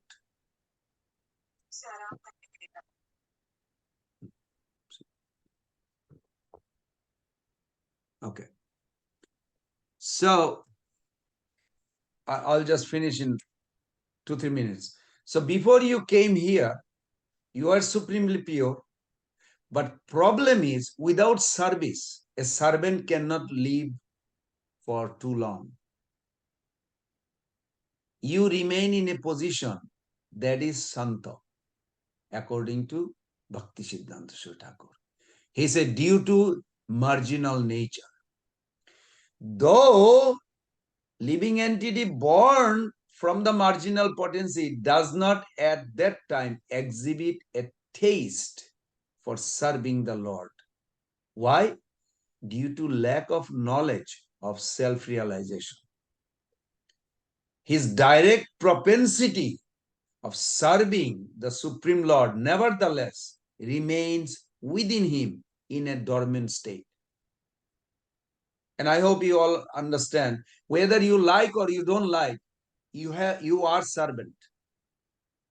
Some recognize they are called devotee, some don't recognize they are not devotee. But everybody has a eternal position that they are servant. That cannot be changed. So, question is, before we came here, did we know Krishna in complete? No. According to Bhakti Siddhanta Thakur, you have some idea, but you do not have complete concept of Krishna.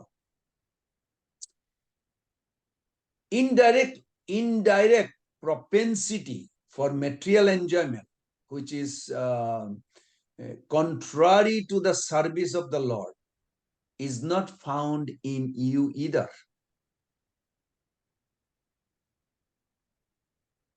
Just like actually, it's interesting. One senior devotee said, he asked the question in the class that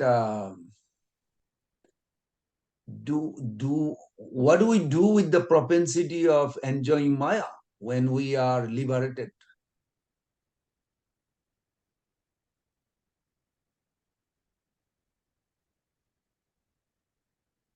Our structure, how we are formed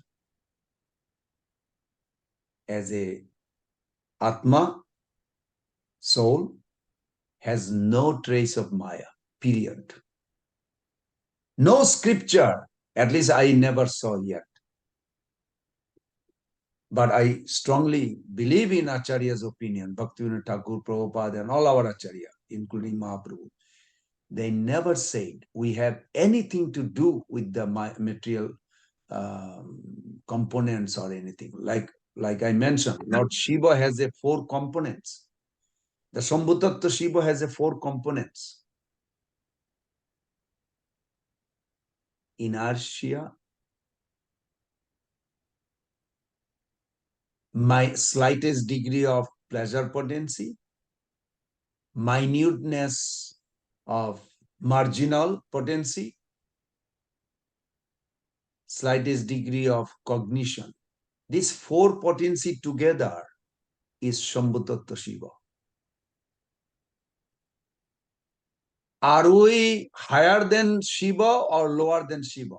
That's not the question. Question is, we do not have these 4 elements. Atman, the soul, Sat Chit Ananda. There is no trace of Maya in us. So when Bhakti Siddhanta Thakur wrote, I really love that. That concept. It's also in the Veda base. That book is there already. That each of us, even though we belong to the marginal potency, Tatastha region, we cannot remain there too long. Prabhu's and Mother, you cannot remain as a soul in your marginal location for too long. Why? Because you have a function, you have a position, you have a nature, and it's dynamic. It's not static. So you cannot remain indifferent forever by subduing both. Okay, I don't know what I am. I don't want to serve God. I don't want to enjoy material world. You can say that, but you cannot stay there too long. You can be there for maybe 1 minute, 5 minutes, or maybe some life, merging idea. But you cannot stay there for too long, period. Therefore, because contemplation will start unconstitutional activity from that marginal position. As a sleeping person dreams, he's active in the physical world without actually being involved in the service of the Lord. And this is situated himself in a neutral. So that position is what Santa origin. Unchanging condition for even a little time. We get infection by impersonalism. I'm sure you all heard me saying this. Even for a moment, not serving, infection, disease called impersonalism infected our consciousness. And that is why each of us, conditioned soul, desire to merge. Leave me alone. I just want to be somewhere, not bothered by anybody. Where do you come up with this idea? It is a foreign idea. It is not soul talking. But that's how I feel it. Yes, because you are in the conditioned life, you are frustrated. That's how you feel. But that's not real who you are. So what happened?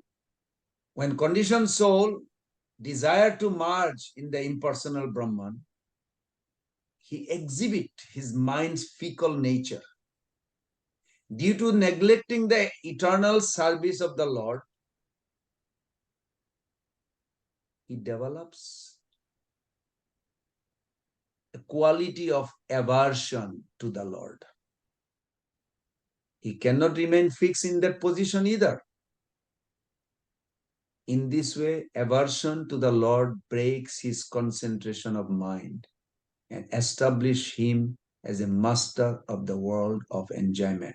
This is where impersonalism and Mayavadism originated. So this is a one way of looking at it. Now let us see Mother Pravina Devi's wonderful presentation. And then if there is a further question on it, we'll discuss. Okay, Mother, you can begin, please. Hare Krishna Prabhu. Can everybody hear me okay? I can hear you. I think so. Everybody can hear me. Actually. Yes.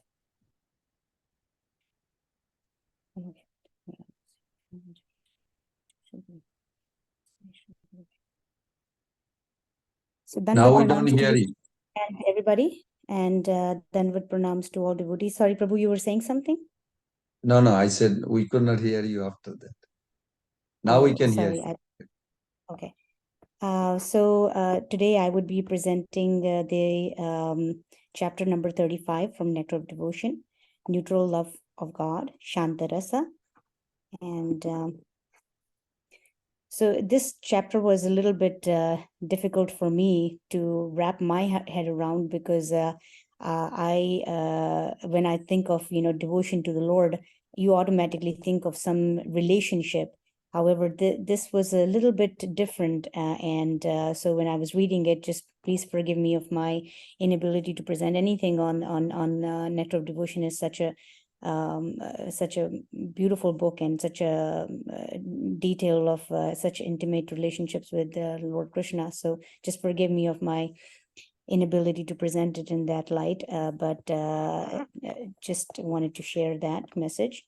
So what is Shantarasa? So the way it is described in the book is when the yogi sees the eternal form of Vishnu and appreciates the Lord's beauty in awe and veneration, he's situated in neutral stage of love of God.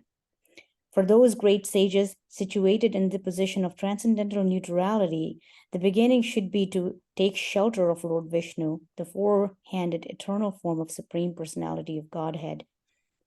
So what I gathered from this is that it is not necessarily established a personal contact or personal relationship with the Lord, but just feeling awe and veneration and getting attracted to the bodily features of the Lord, his beauty, and having a veneration for that.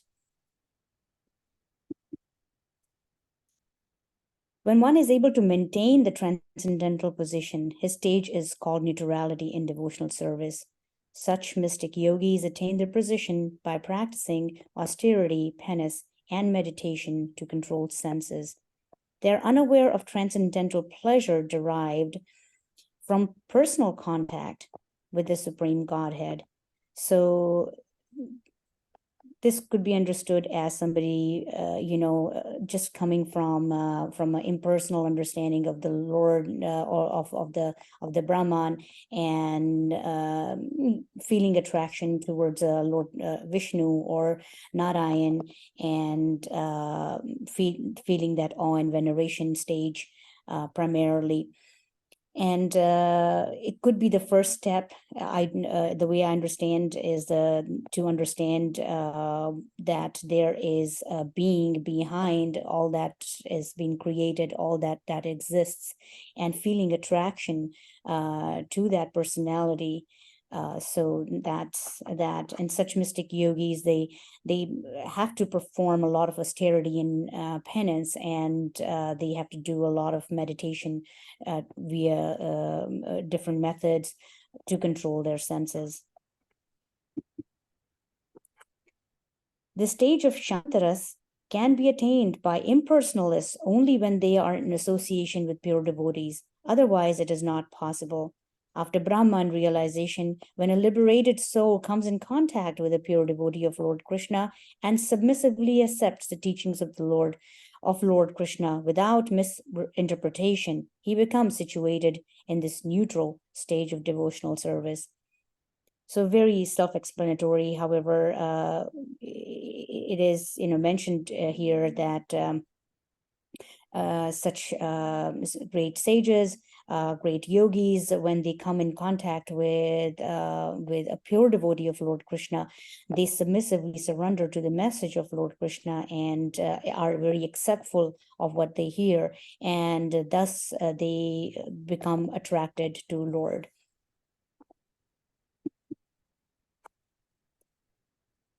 The best example of saintly persons situated in Shantaras are Sanak, Sanatan, Sanandan, Sanat Kumar, the Kumar brothers.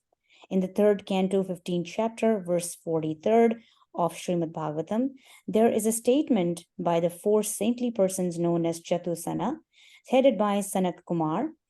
They went to visit the Lord of Vaikuntha Lok in the spiritual sky, and when they bowed down before the Lord, the aroma of the tulsi mixed with saffron entered their nostrils and immediately attracted their minds. Although these 4 saintly persons were always absorbed in the thought of impersonal Brahman, from association with the Lord and from smelling the tulsi leaves, the hair on their bodies immediately stood up. So the first example that we come across is the 4 Kumaras, and how they had always understood the supreme reality as the Brahman. However, when they went to meet with the Lord in Vaikuntha, they were attracted by just the aroma, and how the aroma of the tulsi leaves offered at the feet of the lotus feet of the Lord, and they felt very a huge amount of attraction, who this being is, and then attracted to the bodily features, and they understood, who the person behind the Brahman is.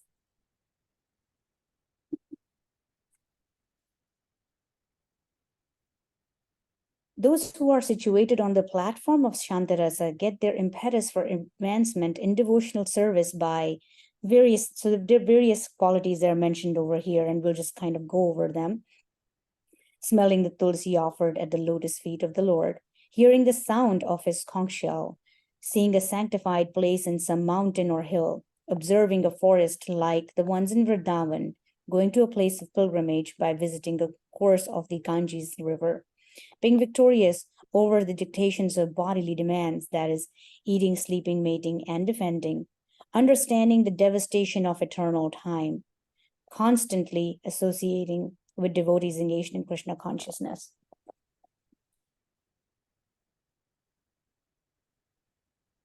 So so there are various things, and what I saw that was unique was that everything began with a verb. So there is an activity that has to be done from the devotee side, whether that is engaging your senses. So the way I was looking at it is, either you are smelling, seeing, observing something, or you are trying to engage your mind by understanding, by seeking the association of devotees, by being in their association. And what I understood was that if we engage, so while the yogis we saw in the previous slide, they were trying to control their senses, but since they get attached to the opulence of the Lord, or the form of the Lord, they start to engage their senses and use them to for Krishna's service, or the Lord's service, or his devotee service. So that exchange helps create that mellow or the first initiate rasa.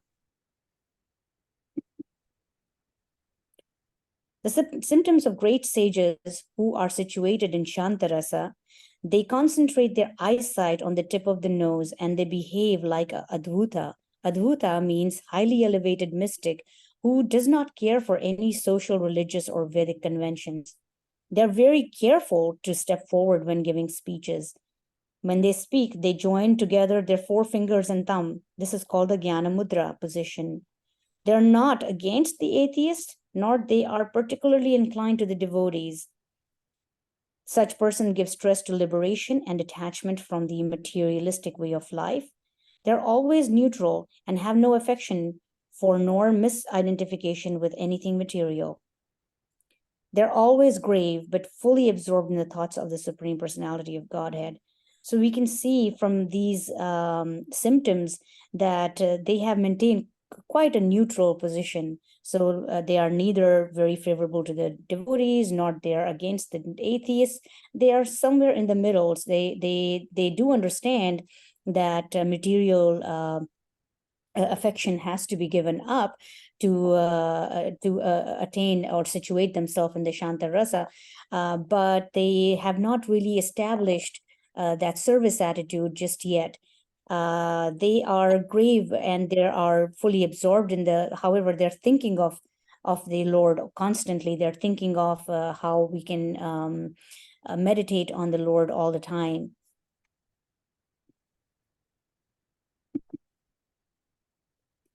Shukadev Goswami and Bilvamangal Thakur, who gave up their impersonal conception of the absolute truth to take to devotional service, are the best examples of devotees situated in neutral state. According to some authorities, this condition cannot be accepted as one of the transcendental humors or rasas, but Srila Rupa Goswami says that even if one does not accept it as a transcendental humor, one must still accept it as a beginning position of devotional service. However, if one is not further raised to the platform of actual service to the Lord, he is not considered to be on the platform of transcendental mellow. In this connection, in the 11th canto of Srimad Bhagavatam, Lord Krishna personally instructs Uddhav like this: the state of being established in my personal form is called Shantarasa, and without being situated in this position, no one can advance to actual pure devotional service. In other words, no one can be situated in personal feature of the Supreme Personality of Godhead without being situated at least in Shantarasa. So we can see from this verse, instruction given by Lord Krishna to Uddhav, it looks like the first step or the basic qualification to establish yourself in devotional service is at least to be established at the Shantarasa level. To understand Krishna as the Supreme Personality of Godhead, and to feel that attraction to his bodily features, to his form, to his paraphernalia, and to for his devotees, to feel that same attractions to the message of the Lord, to feel that Bhagavad Gita and Srimad Bhagavatam, which holds the message of Sri Krishna, is of importance and should be understood submissively. We heard from the previous slides also that submissive, without misrepresentation, and how do we ensure we don't misrepresent or misinterpret it? by ensuring that we stay in the footsteps of our acharyas, by staying in the footsteps of our gurus and acharyas, we ensure that there is no misrepresentation or misinterpretation.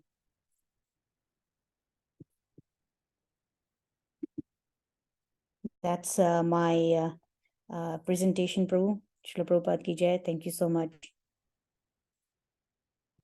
I'm so sorry, it was a short presentation. Couldn't do justice to Shantarasa, but I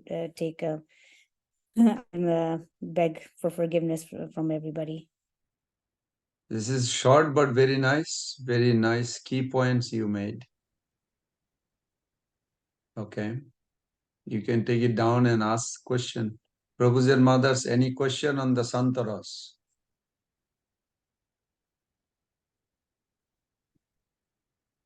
Everybody understood what Santaras is? First of all, what is the difference between Roti and Rasa? Can someone help, please?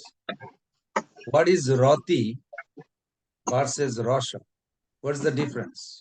Rati, if I can answer, I'll try to answer, Prabhu. Rati Yes. is intense, ecstatic love. Okay. Yes, you are right. But can you give something more? That's my understanding, because it's I understood that as, because Prabhupada in his own words has said that it is ecstatic love, so I took it that it is, no, he didn't mean Rati is ecstatic love, but he said that Rati leads to Bhava, Bhava leads to Rasa when I was reading this text. So I understood that ecstatic love could mean, Rati could mean ecstatic love, and that practice properly goes to Bhava, and then Bhava leads us to the Rasa. This is the way I understood. That's good. This contemplation is good. Anybody else? Thank you, Prabhu. Thank you. That's good. What you got is correct, but need little more to give it. Mother Ishopanishad. Jai Prabhu, I don't have a clue. So I'm just raising my hand because I don't have a clue what the difference is. Okay. Is it like always intensely affected by love for Krishna in a direct relationship? I mean, all these words has some connection, but is not specific. If we focus on specific distinction, because there is a specific distinction, is Rasha, otherwise, I'm sure you all are such a thoughtful, you will be asking, is Rasha a principle that is predetermined? You will ask. When more you advance, you will be asking this question to yourself. I wish somebody could answer me that. Where can I find this? You will be thinking like this. It is not myself or few other devotees. Many devotees. I mean, how many devotees you heard that they are asking that did you have a where we are in spiritual world? Or I mean, this whole idea is of jivas coming down here. Like it's such a confusing, and they do ask. Not everybody spend the time to understand it, because it's required extra chanting, extra Krishna consciousness upliftment, and hearing the philosophy. Just hearing the philosophy you will not get, because there is a level of consciousness, elevation has to be there in order to grasp.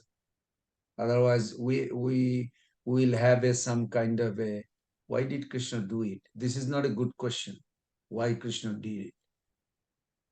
How to understand that Krishna did this is more submissive. So elevation of consciousness definitely required.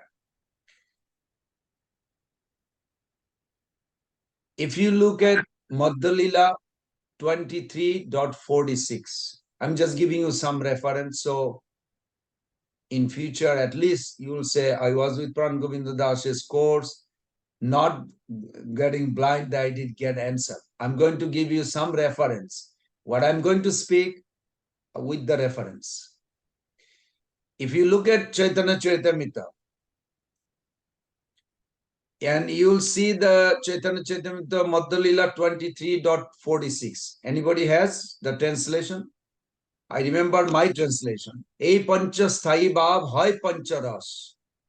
Jai rase bhakta sukhi Krishna hoy bas.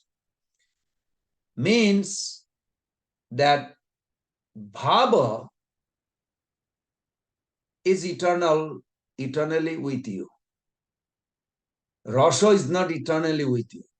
Now, you don't have to be fighting with the words, because sometimes we'll say, oh, they have like a conjugal rasa, this, that. You will be like getting confused. As long we have clarity within ourselves, then we can help ourselves and help others. So if you look at that verse, Chaitanya Charitamrita 23.46, it says that, yes, Mother Sushilpa Devi, you have it? I have the translation. Okay, go ahead. Translation: these five transcendental mellows exist permanently. The devotee may be attracted to one of these mellows, and thus he becomes happy. Krishna also becomes inclined towards such a devotee and comes under his control. Good. Very good understanding. So the point is, again, let's go back. Is the principle rasa is predetermined? Yes and no. No, in a sense, rasa is not predetermined.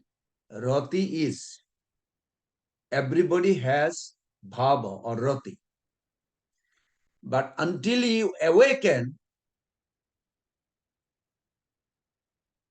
even a simple thing, if you think like, why you want to eat rasgulla, gulab jamun, cake, why you want to have happiness, why you go from any angle, you will come to this point that you are searching for pleasure eternally. Pleasure seeking by nature. You cannot, any philosophy does not support, like Buddhism, I won't say all this. There are few, even in India, like Jainism also. They are very nice people, but they don't know their philosophy is so dry.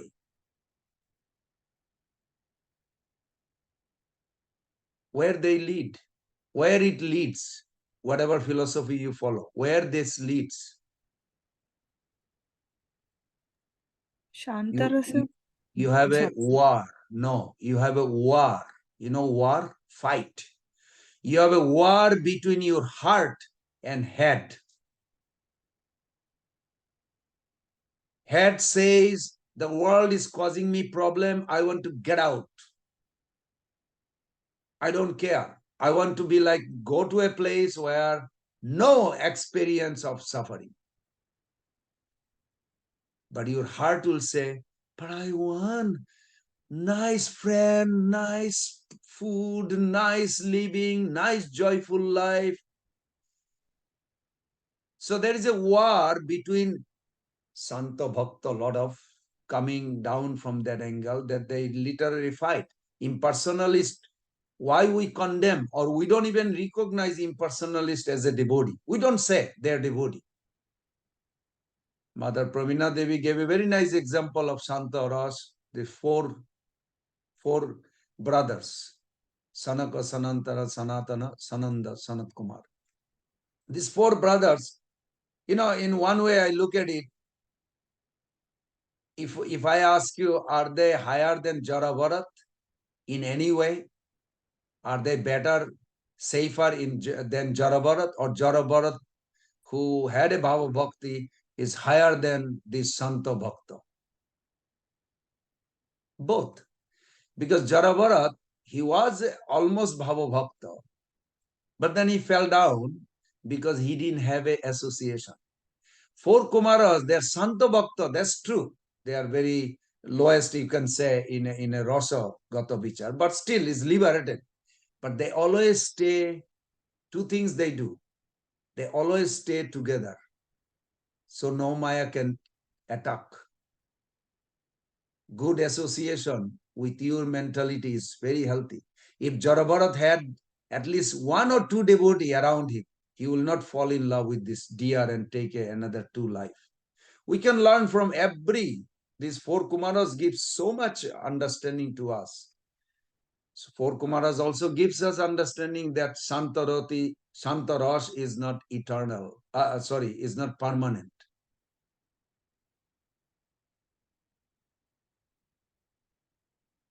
You can be satisfied if you read the Bhagavatam purport that Narayan is inquiring. You are all Brahmanandi, you are delighting in Brahman. There is a pleasure, there is a bliss. Why you are disturbed now by smelling the tulasi? You are happy before, but now you are disturbed. Why you are disturbed if you are steady before? What is the cause of their disturbance? Because they found higher happiness than all these million years. They are little boys, Kumar, 5 years old, but they are the origin. First creation of Brahma is a 5 layer of ignorance. Then second creation was Sankha Yoga Tapa. But who will preach them? Then the third creation is the 4 Kumaras. So they are the origin, actually, of any being in this creation beside Brahma. Well, Brahma was not born here. He was born from the navel of Mahavishnu. So he's not you cannot say he's created being here. He's directly from Lord. But first living being born in this creation is these 4 Kumaras. But they are eternally remain 5 years, so they will not be affected by the lust. After 5 years, generally things progress. So they stay there. But good thing they did also, they always stay 4 together. You'll never see one boy alone, which we see also in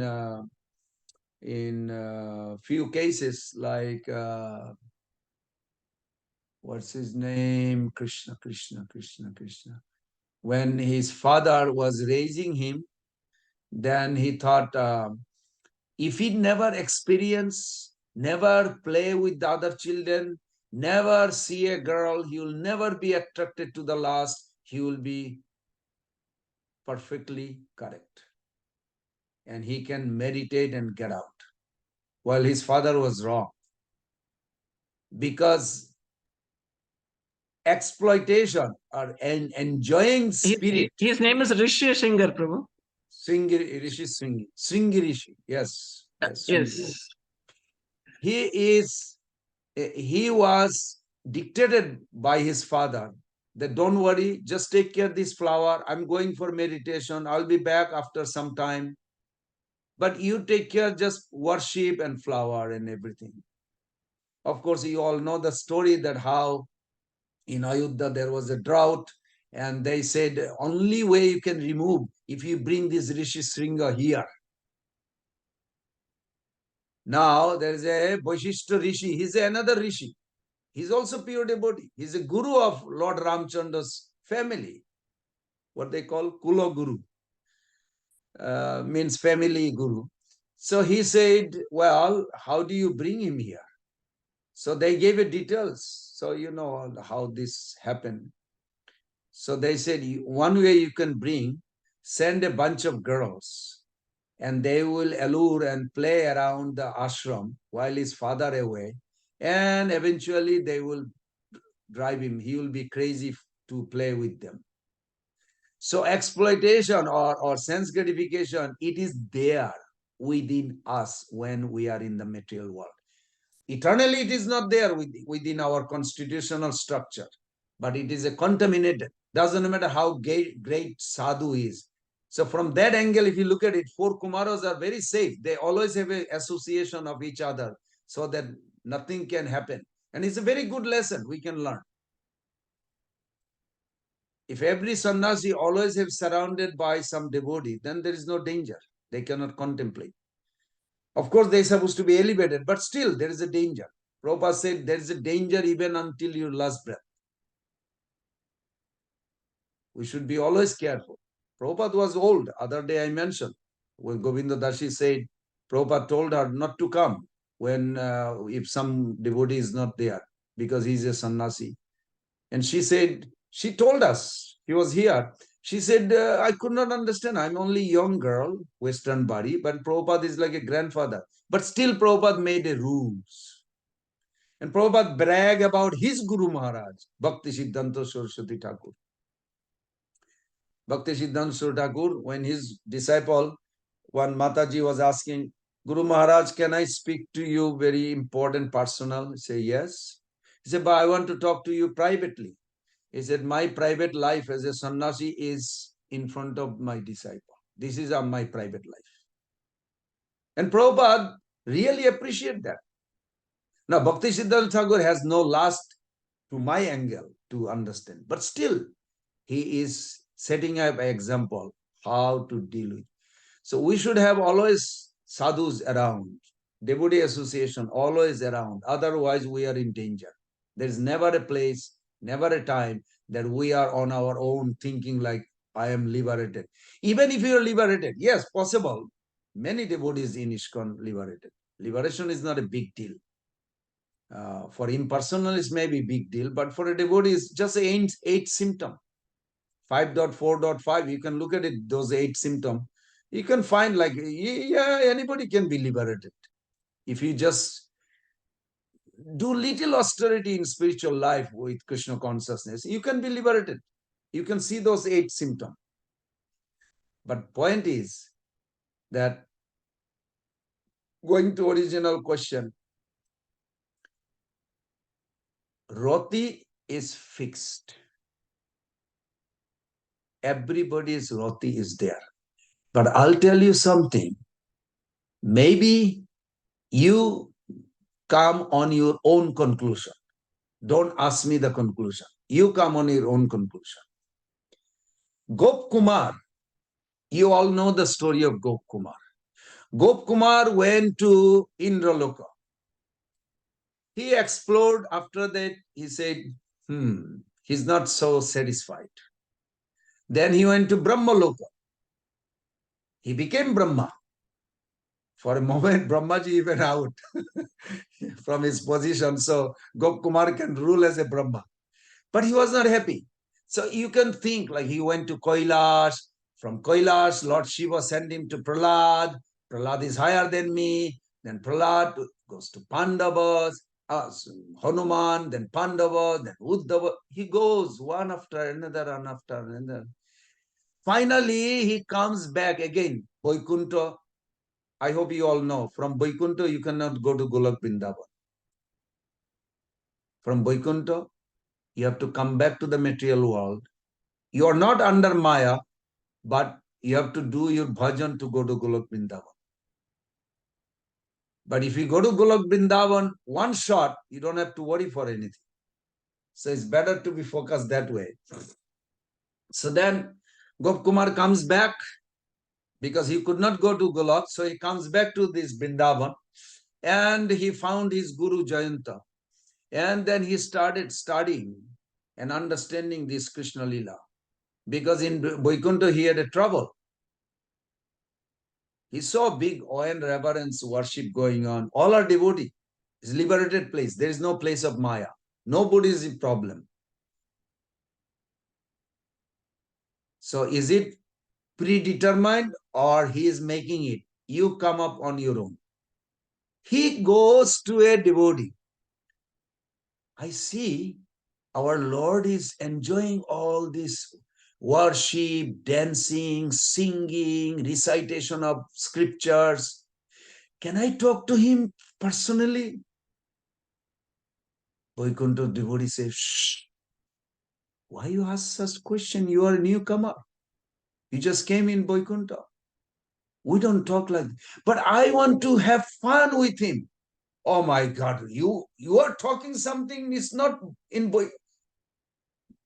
Who are you? Where you come from? Why you talk like you want to have fun with the Lord? What kind of talk is this? Of course, Vaikuntha devotee didn't get disturbed by it. That's how leave him alone just. Luckily, Krishna's grace, Narad Muni always there. He just popped in. Hey, where are you from? Oh, I'm just depressed. In Vaikuntha, nobody is depressed. In Shastra, it says that Vaikuntha, everybody is happy. How can you be depressed? Well, I just wanted to, I don't know, I feel like to play with the Lord. Oh, ho, ho, ho. I see you are in a wrong place. I am. I'm not in spiritual world. Yes, you are in spiritual world. But you need to, you like to play with him and run around. Yes, yes. Wow, how did you know? It's, I know. Go back to material world and do your bhajan. Well, I'm already here. Why do I have to go back? Yes. Don't they know anything about Krishna? Well, they do. Some secret is there, but it is hidden in the closet. Everybody knows the expression closet, like nobody is supposed to see. Is the Lord has any other name? Narad Muni says, of course he has a name, many name, unlimited name. Oh, can you give me some name I can like call him out and play with him, or I can give you the name, but you cannot utter here. So Narad Muni says his name can be Gopal. I like that name Gopal. So Narad Muni says, I better go and you go back to the Vrindavan. While he was going, he was leaving Vaikuntha, he was asking, do you all know that our Lord has a name called Gopal? And some boy come, put his hand in the mouth. What's the matter? We don't think of God doing cow pasturing. Oh, you know the name then? No, no. Don't talk anymore. It's not a discussion place. Is there any form you can show me? Come with me. But provided after this, you have to leave. This is a beautiful atmosphere. We love the God the way he is. We don't want any exploration of cow pasturing. This is not a proper way to addressing God. He's God. He's a venerable. He's a worshipable, not cow pasturing. What? Okay, okay. I promise I'll leave. He takes him to a closet. Beautiful Krishna's beautiful painting with the cows and cow and boys. Gop Kumar said, this is where I was looking for. He said, okay, but no more talk. You cannot talk to anyone here. Leave us the way we are. Okay, I promise. He left. He comes. He went many planets. Krishna was allowing him to explore all kinds of rasas. When he came back to Vrindavan, at one point, he forgot everything, all the journey, because otherwise he won't be able to function as a bhajan. Just like Prabhupada, in mature state, he did say, I never forgot Krishna.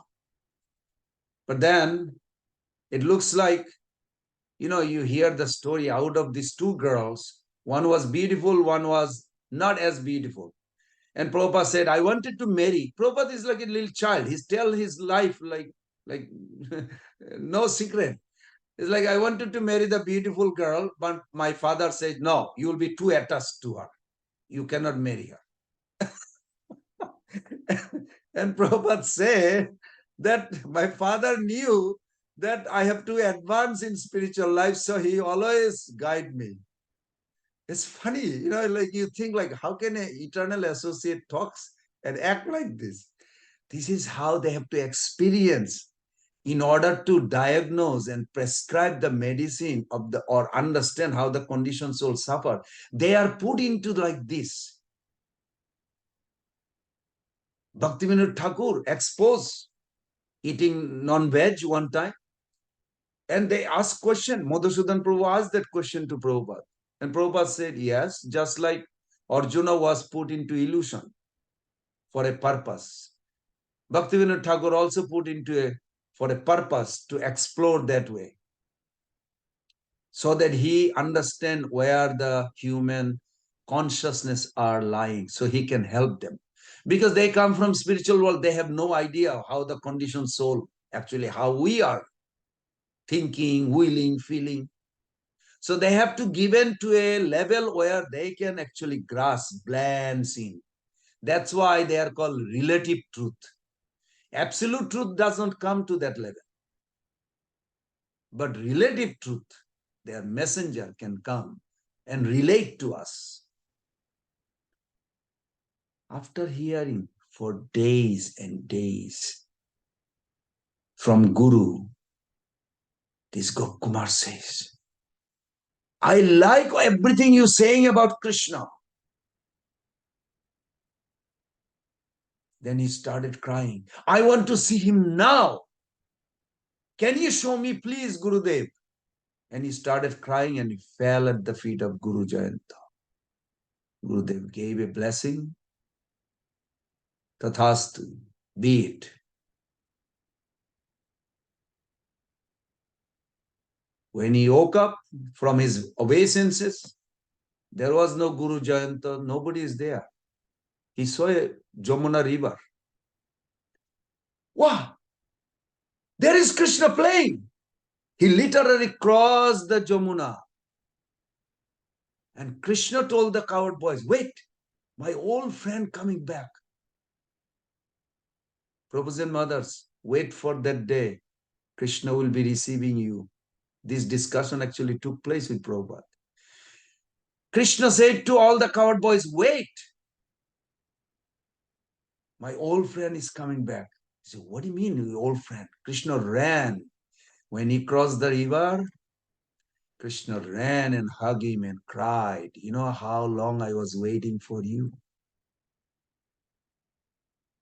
Of course, they had a long discussion. At one discussion, this boy, Gopkumar, told Krishna, you are so beautiful. In the Shastra, he said, your eyes like rose petal. Your eyes more beautiful than petal. And he started crying. Krishna says, but you are here with me now, with me. Now you can stop crying. He said, but everything is so beautiful here. I never could. I always had a feeling something like this, but I could not grasp it until this transformation of body took place. So he was expressing, and Krishna finally sat down and talked. And it was wonderful discussion. At the end, he said, my Lord, stop my journey. I don't want to go anywhere. Can I be here with you forever, with you and play and just have fun? I want to please you. He said, yes, you can be here eternally. Whether this Gop Kumar had a Gop coward boy relationship or not, in one sense, yes. Another sense, it is him who decided he doesn't want to travel anymore. Krishna granted it. So is this predetermined? Or is it he explored and created his own destiny? You can answer on your own question. Is that clear? Everybody clear on that?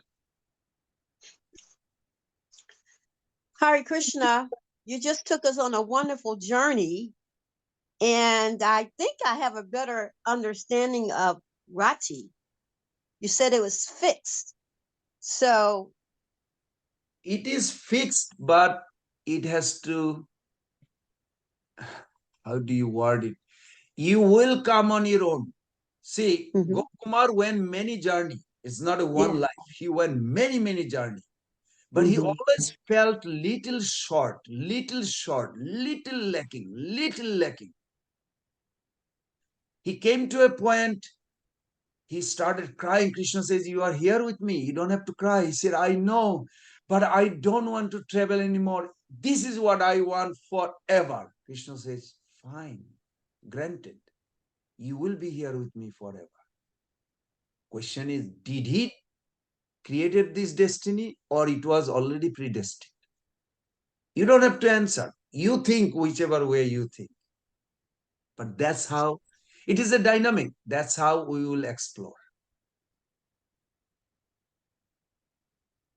Thank you, Prabhu. That's wonderful. Very wonderful.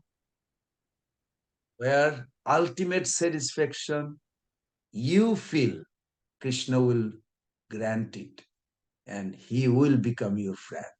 Whatever you want to do. Now, if you say, I want to see how the Madhur Ras does it, maybe he will allow. I don't know. This is very difficult. In one sense, it is predetermined. Another sense, you will come on your own that conclusion. Thank you. So is that clear? So nobody discuss about this. Now, few things happen in this. Bibab, Anubab, Saptik Bab, Bevichari Bab, Sthai Bab. We are talking about Sthai Bab. Sthai Bab means who you are really in spiritual identity. And you will explore. It is not like, because right now, Prabhus and mothers, can you help me? If mother has a child, 2 years old child, a daughter, she goes to the closet of mother. I tell you who gave that example. Or maybe you already know it. So this little baby girl saying, Mommy, I want to dress like you. So she put her feet, little child put her feet in a high heel shoes. Now tell me what she will experience. Will she experience like a mommy's fancy, whatever, outfit? Is that clear? Question, is that question clear? Yes, Prabhuji. Hare Krishna. So, just trying to understand more clearly, but her. No, first you answer my question. Is that girl going to really experience mother's fancy outfit? Yes, Prabhu, and yeah. Go ahead, Prabhu, Mataji. initially the girl would feel happy that she's into the shoes of her mother, but she would think that that would become uncomfortable, obviously. So she may not relish it, is my opinion. Okay. Anybody else? The key word here is experience. She's a child. What can she experience? She's just only doing it because her mom wears these shoes, and she says, "Wow," she tries them on because she wants to know what it's like to be in those heels, but she's not experiencing anything. She's just putting them on, trying them on. Good. Haribol. Keep going. Anybody else? When she grasps the shoes, she is in that elated mood that yes, she is now going to have the experience of her mother. But when she tries and stand or walk on that shoe, she miserably fails. Okay. Haribol. Mother Malati.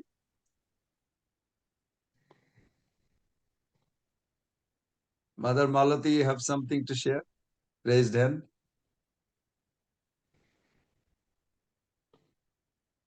I'm sorry, I forgot to unmute it. I think she'll be very, very happy. She'll be so excited, and she's doing what her mom does, and she might be clumsy, but she's in an elated mood. That's how I believe. Okay. She's excited. Now remember, her feet is probably, the heel is bigger than her feet. Oh yeah, she'll be real clumsy, and maybe, but she's excited because everything that her mom she looks up to her mother, and everything her mother does is really wonderful. Okay. So No, you are right. I'm not saying this is what it is. I tell you who gave that example. Prabhupada. Srila Prabhupada gave that example to Jayadvaita Swami, who told me personally twice. He said, we do not promote imitation of gopi mood or this mood or any mood. It's like a little baby going to mommy's closet, trying to experience what mother feels with this big heel and a, beautiful dress. Yes, excitement is good, but it is impossible. Let's us grow spiritually. It will manifest. In Vrindavan, why, Prabhu's and Mother, don't take it in a wrong way. You wonder, like, why Bhakti Siddhanta Thakur said even such a word in Damodar month, like which is beginning 29th of this month. Damodar month will start, Kartik. He was speaking about Prahlad Maharaj's teachings and Dhruva Maharaj's teaching, Prahlad teachings in Radhakund. So when he saw that people are not so much interested to learn what is pure bhakti, they are interested to hear about Radha Krishna's intimate lila. Bhakti Siddhanta Thakur says, is this Radha Kund or Narak Kund? That's a very heavy word. Narak Kund means hell. Would you ever think Radha Kund is hell? No. But then he used that word because they are not interested. It's like a little girl wants to experience mommy's high heel. The baby's feet doesn't even fit in little bit. That is not possible. That's why we should not imitate. Imitation is condemned. Why can't we be serious and simple-hearted, transparent heart in our bhakti and purify our heart? Let it naturally grow. It's not that Prabhupada never allowed anybody. Prabhupada did recognize if some people are really advancing.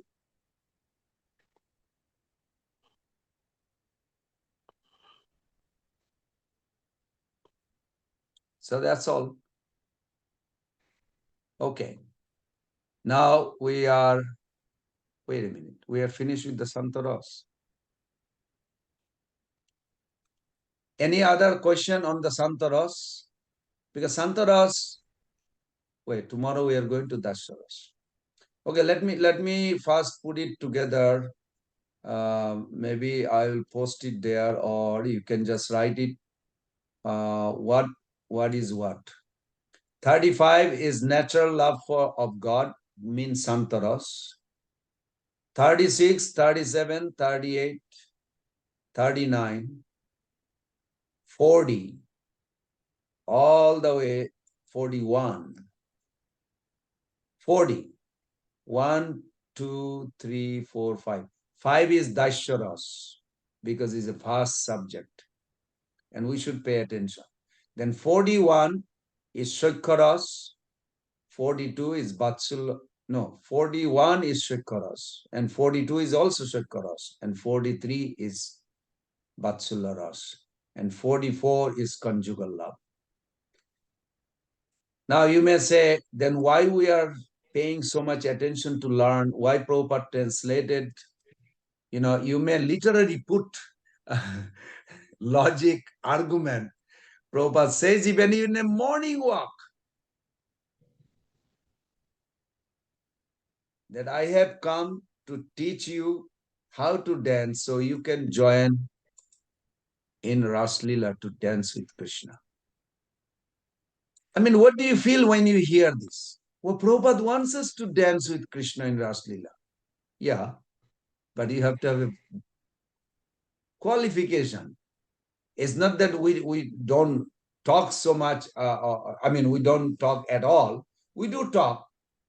We are not saying no. But pre-qualification is what will destroy our bhakti. Also, it will contaminate and illicit mentality will go more and more and more. And that's dangerous. You wonder, Sahajiyas are bad. Why did Prabhupada say, Sahajiyas are bad, but it is worse when our people takes? That means they will, somewhere in ISKCON also Sahajiya will be rising. Otherwise, why did Prabhupada say? Prabhupada gave sannyas, but he also says some sannyasi will fall down. Now you may put logic. Didn't Prabhupada knew? He's saying some sannyasi will fall down, then why is he giving? Well, he also knows the answer. He says in 10 years, what service he will do. He told this to South Indian Brahmana who actually asked that question in Hyderabad. He said, in your entire life, you will not be able to do that much service. If that young man in a sannyas, what you will do. Therefore, I know what can happen. And if they can survive, they will go back, guarantee, go back home, back to garden.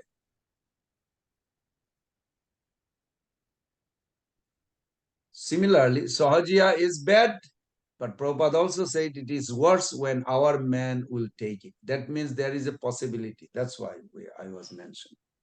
Okay. Mother, yes, Mother Sri Upanishad, you have more things to say. Please. Sai Prabhu, I just wanted to thank you so very much for just sharing, because I had that same thought. Why do we need to know all these things? What's the point? Well, can we just chant the holy name and eat prasadam, honor prasadam, and be happy? Simple living and high thinking. But when you shared the wonderful pastime, the journey, and the different lifetimes, that just made me say, well, wow, that's wonderful to know that. So thank you for having that ability to share those wonderful pastimes to help encourage me to just keep one to listen and know more. Thank you very much, Haribol. Thank you, thank you. Now, another point is very important. I was thinking also, I hope all of you remember the pastime of Dr. Patel with Prabhupada. What determines Santaros versus Dasha or higher? There's one key point in that pastime. Prabhupada was conversing in Bombay, and Dr. Patel asked Prabhupada, what rasa am I? See, this question, what rasa am I? Even Prabhupada's time they were asking. It's not something new. So even if he felt like, yeah, what rasa am I? Don't feel bad. It's like a normally accepted. But we should know. Rati is fixed, Bhava is fixed, but rasa is not fixed like that. So Srila Prabhupada said, you are Santa Rasa. You think Dr. Patel was in jubilation? No. He was not happy. He told Prabhupada, no Maharaj, I think I am higher rasa. That's very interesting. He told Prabhupada that he thinks he is higher rasa. Prabhupada said, okay, I will explain you later. So after a few days, one time, Srila Prabhupada, I mentioned this story. It's a beautiful, famous story. So Prabhupada asked, we didn't have a temple in Bombay those days. There was a fight going on with Mr. Nair, to get the land, it was like a nightmare. Now we are big in Bombay. We have a 4 temple, big temple, hospital, thousands of devotees. Yes, but those days there was really nothing. It was very tough and Prabhupada had to fight. And I'm glad only Prabhupada could fight like this to establish ISKCON. So then after some time, after some days, Prabhupada saw few poor children. They are homeless, literally. They live on the street and there is no dress, no cloth. Prabhupada told to Dr. Patel,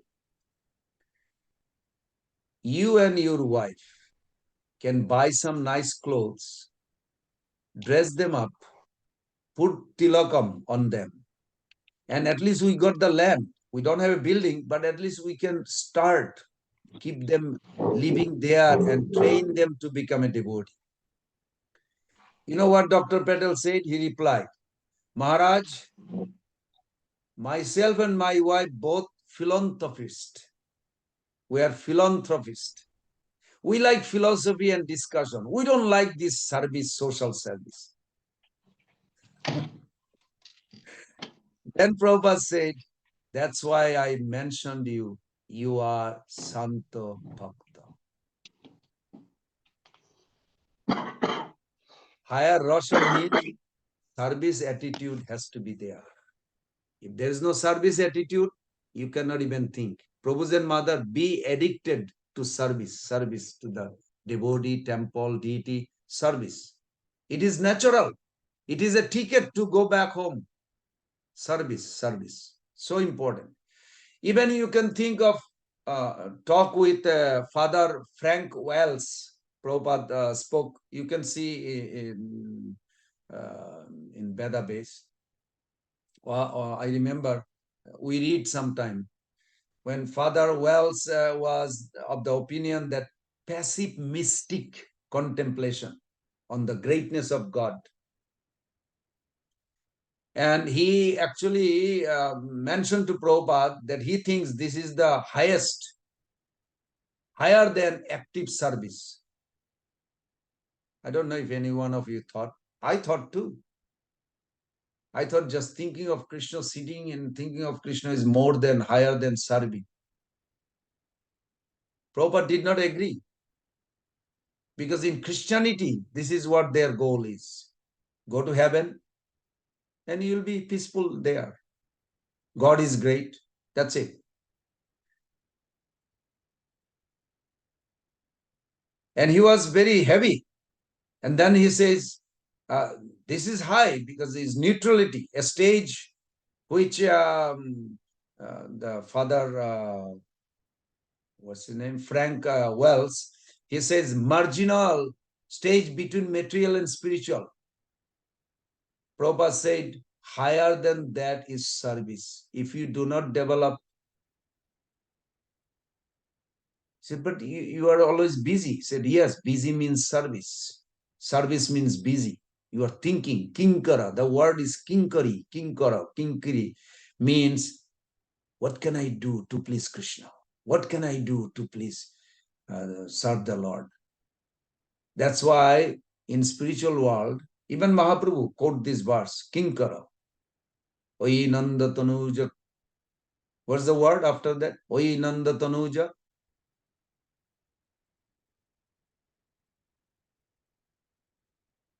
Come on, Prabhu's and mother. I'm sure you know this Shikshastakam. Oi Nanda Tanuja. Kinkara. Patitang mang vishameva mambuddha. Kripaya tavo pada pankajos dhuli sadrishang vichantaya. Yeah, but the main word you're missing is kinkara. Oi nanda tanuja kinkara. Kinkara. This mood has to be developed. Kinkara means, what can I do to please you? What can I do to please you? This is what kinkara. What? Kim means what? Kara means do. What should I do to please you? This is how the word comes, kinkara. Mahaprabhu gave very highest. So these are very important. Otherwise, for an example, okay, let's go to the another side. In Vrindavan, is there a Santaras? I'm just covering from any angle, so you don't have a later on discussion.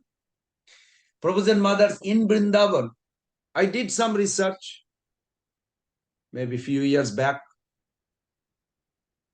In Vrindavan, everything in Vrindavan contributes towards the divine couple, Radha Govinda.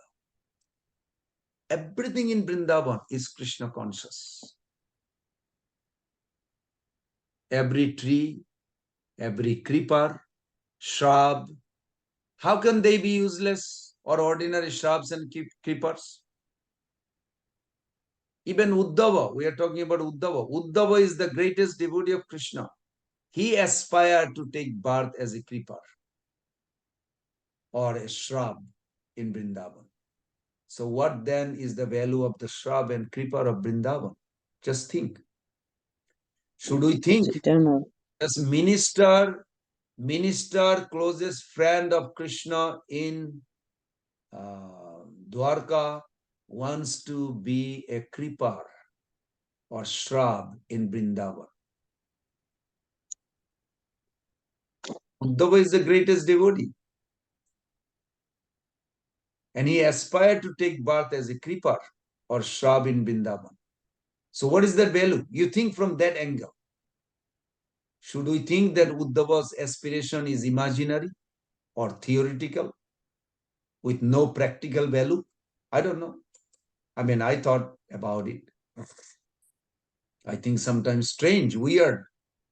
So everything in Vrindavan, Prabhus and mothers, is necessary for the pastimes of Radha Govinda. Everything in the spiritual environment has its indirect value. This is called Santarasa or passive mellow. It may be understood in this way. If a man doesn't harm anybody, even if fly or mosquito, that doesn't mean that he's paralyzed or diseased. I saw sometime man is sitting there, some fly went on his knee, but he's not bothered about it.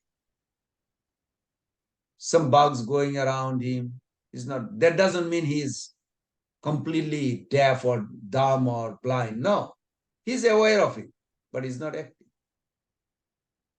This is called passive mood. Service must be rendered in a passive mood. Jamuna Devi, Jamuna River, the trees, the birds, the insects are absorbed in rendering service in a passive mood. I don't know how many of you ever read a book called Bilas Kusumanjali. Anybody heard that book? Very famous book. It's very, I would say, don't read immediately. First finish Bhagavad Gita, Bhagavatam. These are like very confidential book.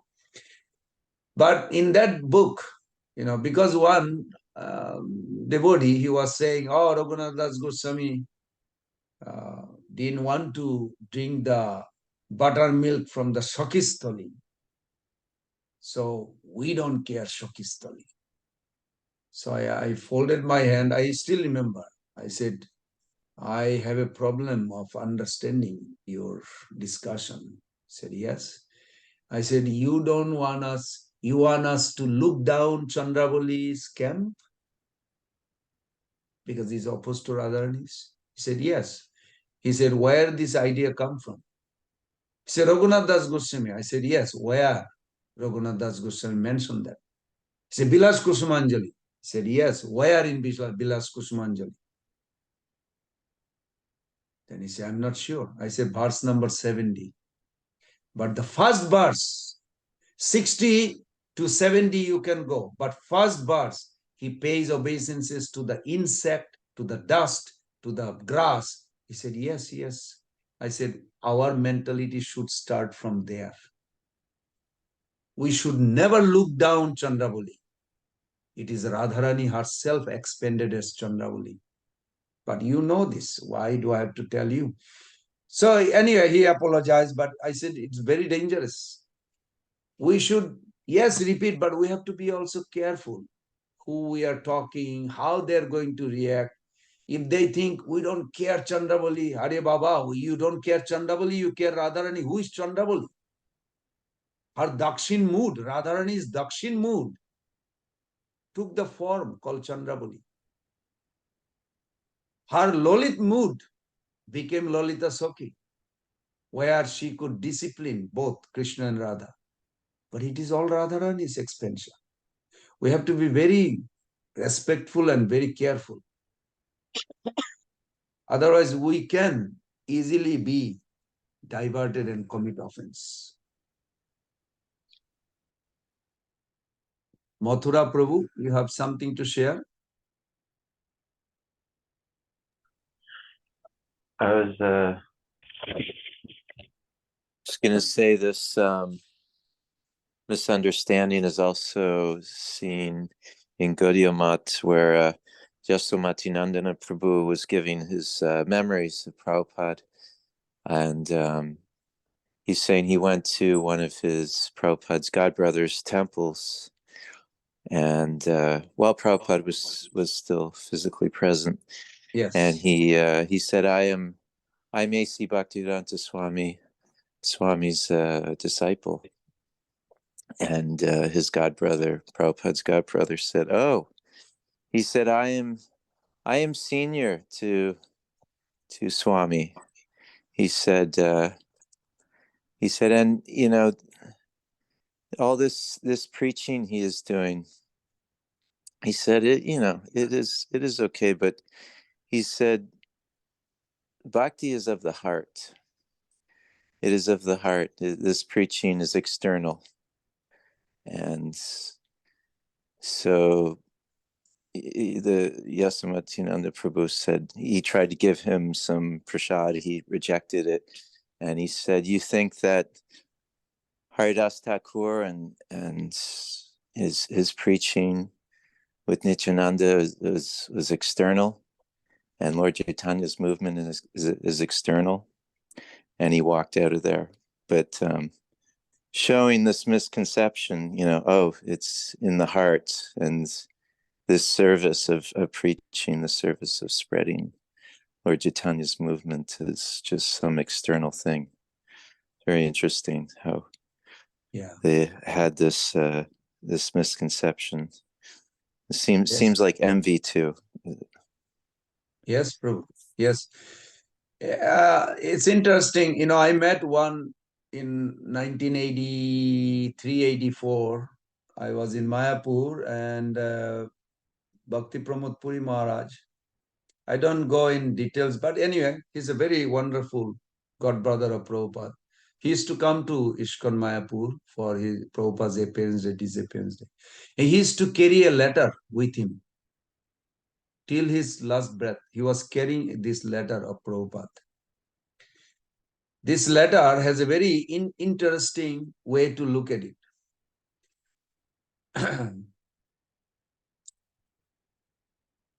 When they came to groundbreaking ceremony in Mayapur, and Prabhupada asked of course he had only Western disciple that time, to give them some prasadam. So they cut some fruits and offered to the Lord and gave the prasadam. Some of them took, some of them did not take. And one of them was, I assume that's him. I didn't ask too details, but I had a photo. I found somebody took a photo at that time with Maharaj in our Prabhupada's conference room in Lotus building. So I remember we had a discussion. It was very interesting discussion that where he carries this letter of Prabhupada because he is the one god brother did not build any temple. So one time he thought of building a temple, at least before he leaves this world, do some preaching. And so he wrote a letter to Prabhupada for money, some help. Prabhupada says, Prabhupada was so wonderful, merciful, but he is also sharing. He loves his god brother sister, not that he has anything. But he writes very wonderful way. He says, as you were here, did not want to respect the prasadam because it was offered by the Western Bari disciple. Maybe in the mind of some of you that Krishna don't accept. But in the Shastra, it says anybody chant Hare Krishna is eligible. He gave a very scientific way explanation. And then at the end, he writes, I'm sorry, I won't be able to help because the food that was offered by the Western Bari that cannot be accepted by you all, they are the same people who collects the money, will be also not pure to your level. So I won't be able to help. That really gave him like a stabbing in the heart, like. And that Puri Maharaj used to cry. I heard it. He cried many, many times. I remember in Mayapur, he would think about Prabhupada, that how merciful he taught us that our eyes should be directed by Shastra, not our understanding should not be directed by our eyes. It should be Shastra Chakshu, not physical eye. And Prabhupada made it very clear that according to Shastra, according to our Guru Maharaj, according to Chaitanya Mahaprabhu, this is 100% bona fide. And that Maharaj cried till his last breath. He was holding that letter. Prabhupada's wonderful explanation, how to understand. So even within our society, we have some people has a very good understanding, some people may not have good understanding. But we are here to correct ourselves and help also others. So that's how we grow. This is very important. As you mentioned, Prabhu, if what is our external business and what is our internal business? Prabhupada did say, dismissing Darwin's evolution theory. It's not like, of course, he did not talk about consciousness evolution. He talks about just mutation and all these things. Of course, there was not real evidence, but we talk about consciousness evolution is different. But Prabhupada says that's our job, external job, and internal job is chanting Hare Krishna, serving Radha Krishna, thinking of Krishna. So both are important. Mahaprabhu gave the same, Achar, Prachar, both are important. Yes, both are important. But if somebody don't chant, don't follow for regulative, only trying to preach, also is dangerous. We have to balance both. Both has to be there side by side. And you are a good example, Mathura Prabhu. You do that. I see that. I'm not saying you are saying it, but I see. Because whenever you are here, I see you chanting for a few hours every day, and you are very dedicated, and you are preaching, distributing books. So it's a good example like that. So in Vrindavan, is there a Santaras or not? What, everybody understood that?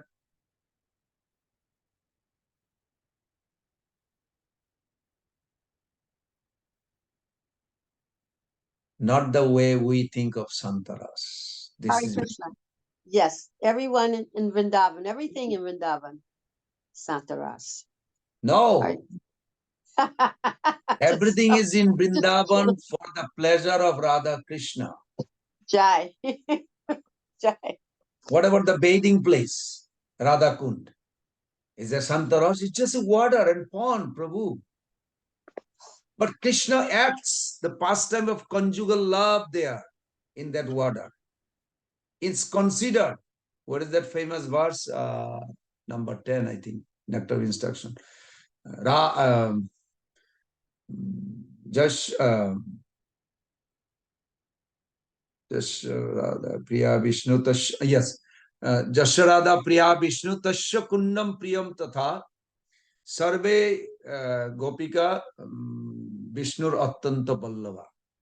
So Radha Kund is glorified as high as like Radharani. So Radha Kund is Santaras. It is a wrong way of thinking. The ponds, the plant, the dust. We have to be very careful. Sanatana Goswami Pad writes that when Krishna is playing with the cowherd boys and cows, and every day they compose many pastimes. What Krishna did today, they sing. They have like a group wise, millions of group. They create their own. They're good. One of the 26 qualification, Prabhu's and Mother, you better start developing now before you enter into Gulab. One was that you compose a glorification. So they compose every day so many nice poem. What Krishna did today, from this time to this time, and they just go on and on and on and on. And the gopis, they are in the house, but they hear and they do. So while they are running around, making a beautiful dance, singing, cows are also getting wild with Krishna's association. Krishna sometimes expand into millions, billions to each one, but nobody sees. They only see Krishna is with me. This is Jogomaya's. Beautiful. So sometimes they feel guilty. Krishna is spending whole day with me. Today he didn't go anywhere. I feel very happy, but I also feel like what the other will be thinking. The Krishna giving me so much attention. So this kind of problem is there, but this is the ecstasy problem, not a material problem. So the cows, they are making dusty ground. You know what it is? These are devotees. These dusts are devotee. Bhakti Siddhanta Thakur states exactly like this. They are pre-deposited with eternity on cognition.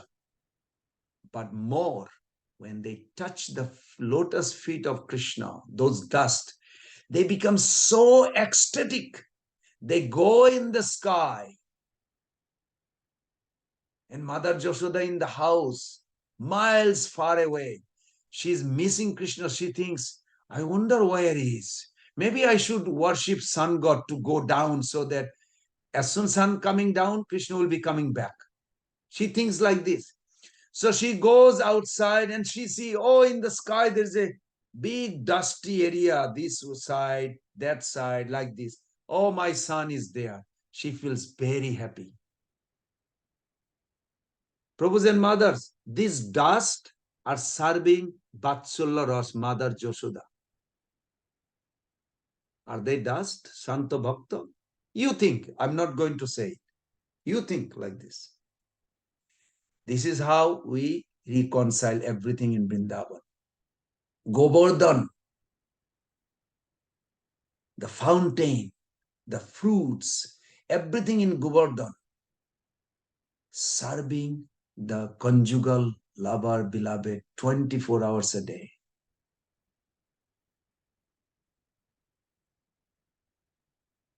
Creates new fountain, creates new kunja, creates new fruits, new flower, every moment. How much service? What the gopis are thinking about Govardhan? Do they say he's Santaras? They say he is the best of all servants. Haridasa Varja.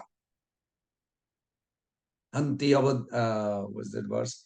Hantri Adri Avala Haridasa Varja Jat Rama Krishna Charana Sparsha Pramoda. Those verses beautifully explain that gopis are really appreciating, glorifying the position Govardhan has. So is Govardhan rocks, water fountain, they are Santa Bhakta? Don't ask me. I'm just giving you my way of looking at it. And then you come up on your... Okay, we got the Govardhan Sheilas, you know. That's, you know. Are you worshipping as a Shanta Bhakta or what? I'm confused now. I'm really totally confused. I'm just so confused. Good. But I'm not going to stop worshiping. But I'm going to continue to worship. Yes, yes. Jai. So what I'm saying, maybe I'll end with this. I don't want to confuse. We need to develop a higher vision. At present, we are in the midst of enemies, Prabhus and mothers. We are in the midst of enemies. What the enemies are? To take us away from bhakti, to take us away. No, it's okay. No. To be serious, enthusiasm doesn't come. But if our angle of vision is changed, we shall think, no, I am in the midst of friends. That angle of vision is so broad that one who sees in that way becomes fearless. That's why in the beginning I mentioned Jarabharat. Jarabharat was captured by dacoits and taken to the deity of Kali to be sacrificed. What was his angle of vision? That is we need. Prabhu, I don't want to face somebody going to kill.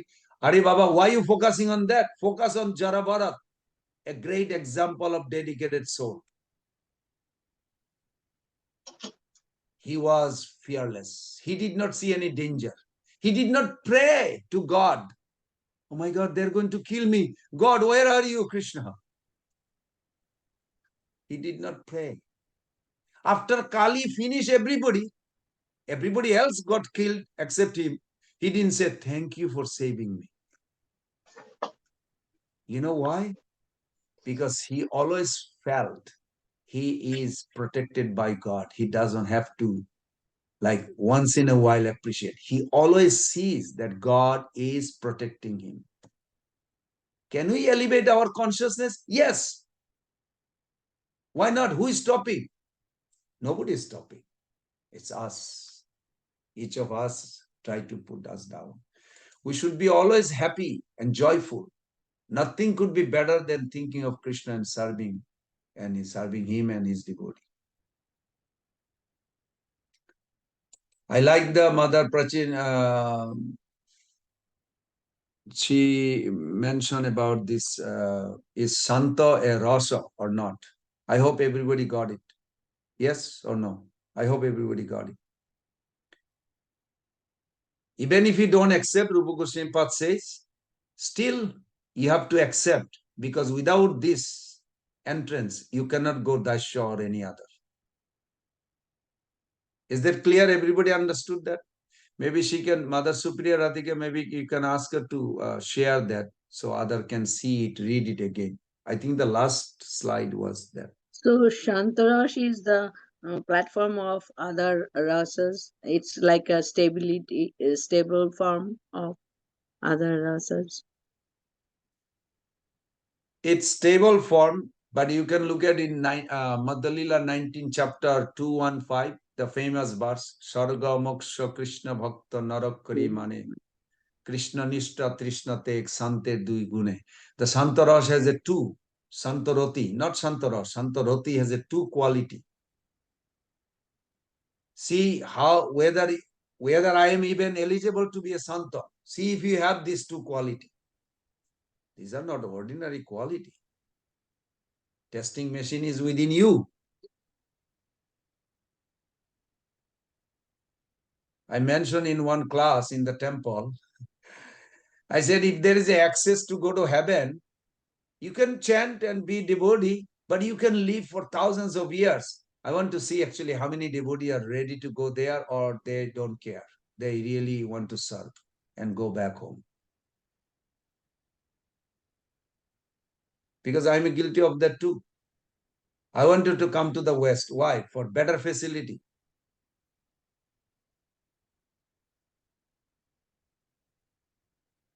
But in that verse, you will see, Sarga Moksha Krishna Bhakta Narak Kurimane. Heaven, liberation. When you think these are like no better than hell, then you are in Santa Bhakta stage. We should not take it cheap. Santa Bhakta is not a cheap. Krishna Nishtha, positive, Krishna Teg, negative. These two makes it what Santa Rati. Krishna Nishtha, firmly fixed. Nothing can change your mood. But Prabhu, my president didn't like me. You will never say like that. I want to go to another temple. This temple, not everybody likes me. You will never say like this. Oh, that means I'm not even a Santo Rati Prabhu. I'm not saying it. Mahaprabhu is saying it. You can ask him. He said, Krishna Nishtha, Trishna Tek, Sante Duigune. These are very important. If you go by the quality, we can check our own. Now you may say, what quality? That you have a complete understanding. Sante Shabab. What is Sante Shabab? What is the Shabab? You don't have a possessiveness. Okay, relationship is not established. But you are completely aware who God is, what Krishna is. Parabrahma, Paramatma, Jnana, Praveen. You have full knowledge. that nothing moves without the sanction of God. Why should I be afraid? Are you in that platform 24 hours a day? Why not? That is Shanti's quality. These are the quality, Shabha, nature, characteristics of Santa. You look at those verses. It's wonderful. Even Santaroti is like I salute million times if somebody has that, those qualities. Okay, so I'll end here. Haribol Prabhu, one more thing. Yes. Chronicle of Indradas Prabhu. Before you leave, you said chapter 2, Madhya Leela, chapter 2. Text. Madhulila, what? Chapter 19. Chapter 19. Okay. 2:15. Thank you. I didn't hear it. You can put in the WhatsApp group so everybody can get it. 9.2.5, 8:15. So thank you, Prabhu's and Mother. Any takeaway by anyone? Mother Supriya Radhika, the leader of the group. Any takeaway?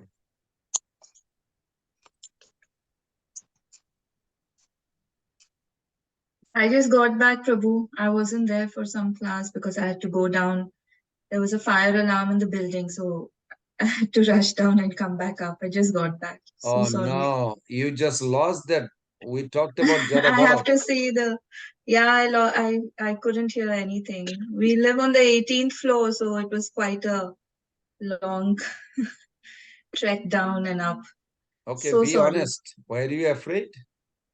Not at all. I was just wondering why didn't I bring my deities? Okay, that's So, good. That's good.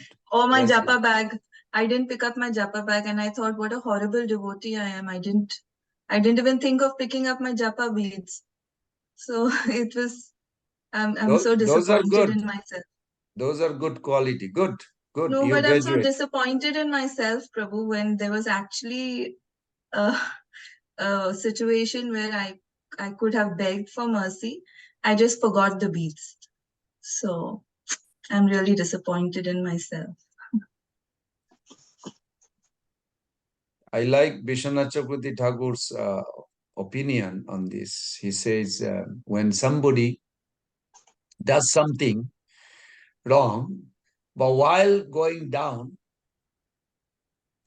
staying down and getting up, these three levels of consciousness will determine next. I was like, wow, this is so powerful. So if you regret, means you blocking future mistake, which is very good. Which is very good. I tell you, this morning I went to temple bathroom, and almost every Sunday after everybody goes next day morning, we go a little early, 3:30. So sure enough, there's a 2-3 japa bag hanging here, there, in front of bathroom also. And I ever wonder, I have in my car, I have probably 10, 12 japa bag extra that nobody picked up. We tell them that, come on, somebody left. And I wonder who they are. But you're regretting, which is a good sign. Then next time, Krishna will remind you to pick it up. I like the Vishwanath Chakravarti Thakur analogy. He said, we may do mistake, but to stay on a fallen condition is not a quality of saint. You get up. But while you did mistake, while you're staying in that and how you getting up, these three stages will determine your next fall or next mistake. So very nice. So I'm glad you regretted. That's good. Means you are out of that. Thank you, Prabhu. You're so kind. Thank you so much. Well, Vishwanath Chakravarti Thakur, I'm just repeating like a parrot. Thank you. Thank you. Okay, any takeaway by anyone here from today's discussion? Hare Krishna Prabhu. Yes, Thakur Prabhu. Yeah, I had some issues with the weather. So if you notice, I was on and off. It's raining and we have lightning and thunder, so internet goes and comes. But we should know that Shantaras is, as you say, unless you have some taste for that, as a matter of fact, it's like a beginning. Yes, yeah. I don't It know if is I'm on the. beginning, but we have to understand Madhu, the sweetness, and the Santaroti are two different things. Santaroti, maybe they know the majestic aspect of God. They do not serve because they did not develop a relationship or possession. Without relationship, you don't have a possession. Mamata. Sneha mamata. Mamata otishaya ankita. The verses says like this. So if you analyze those few words and then you say, okay, I like to glorify Krishna, but I don't do practical service. Santo Rati is still there. I may be speaking very nice about Krishna, but if I'm not serving, service attitude is not developing, Santo is there. But in Vrindavan, Govardhan, the fountain, the fruits, flower, they're serving. Somebody say, well, the rocks, these are like Santa. No, you don't determine by like that. You have to see what they do, how they are existing, how they are serving. In Vrindavan, 24 hours a day. Every part of Vrindavan in eternal world, they're serving Radha Krishna every way. The fountain is fountain Santo. Krishna plays with Radharani. They are cracking up all their wonderful ecstasy, merging into this water. This is Madhur. How can you say this is Santa? But it can be said like that too. So thank you for bringing that point. Very nice, Prabhu. Thakur, Prabhu. Yeah, thanks, Prabhu. Hare Krishna. Thank you, thank you, thank you.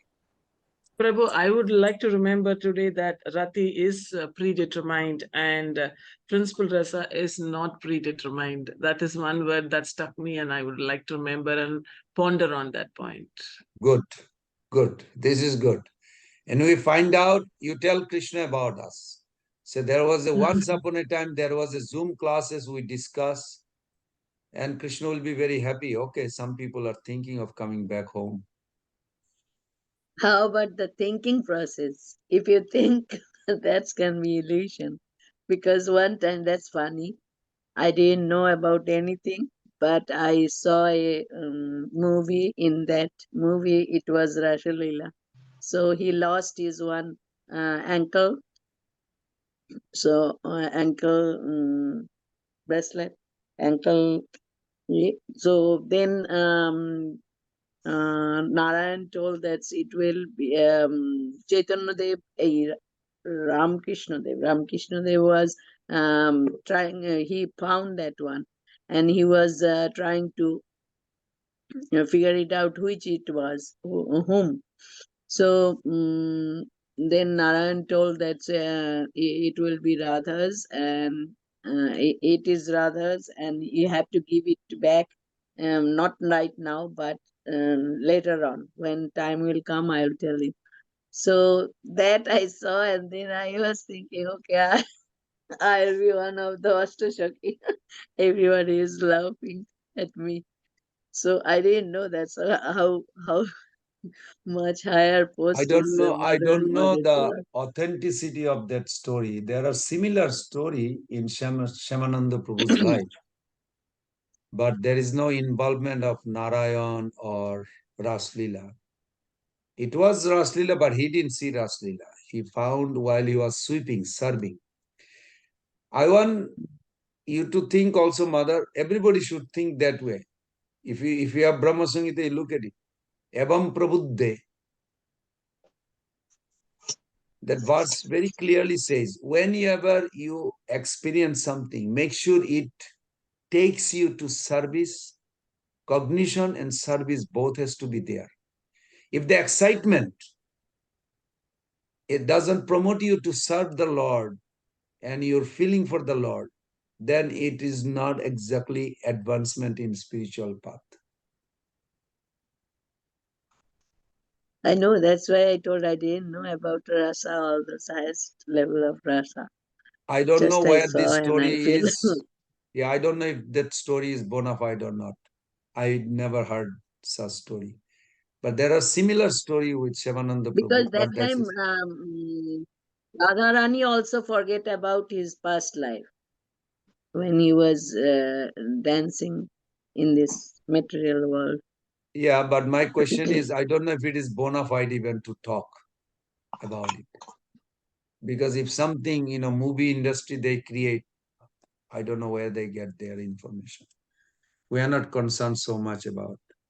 We are concerned what our Acharya gives because they have proven who they are. Mm-hmm. So That's thank why you I for told I don't know yeah, about anything.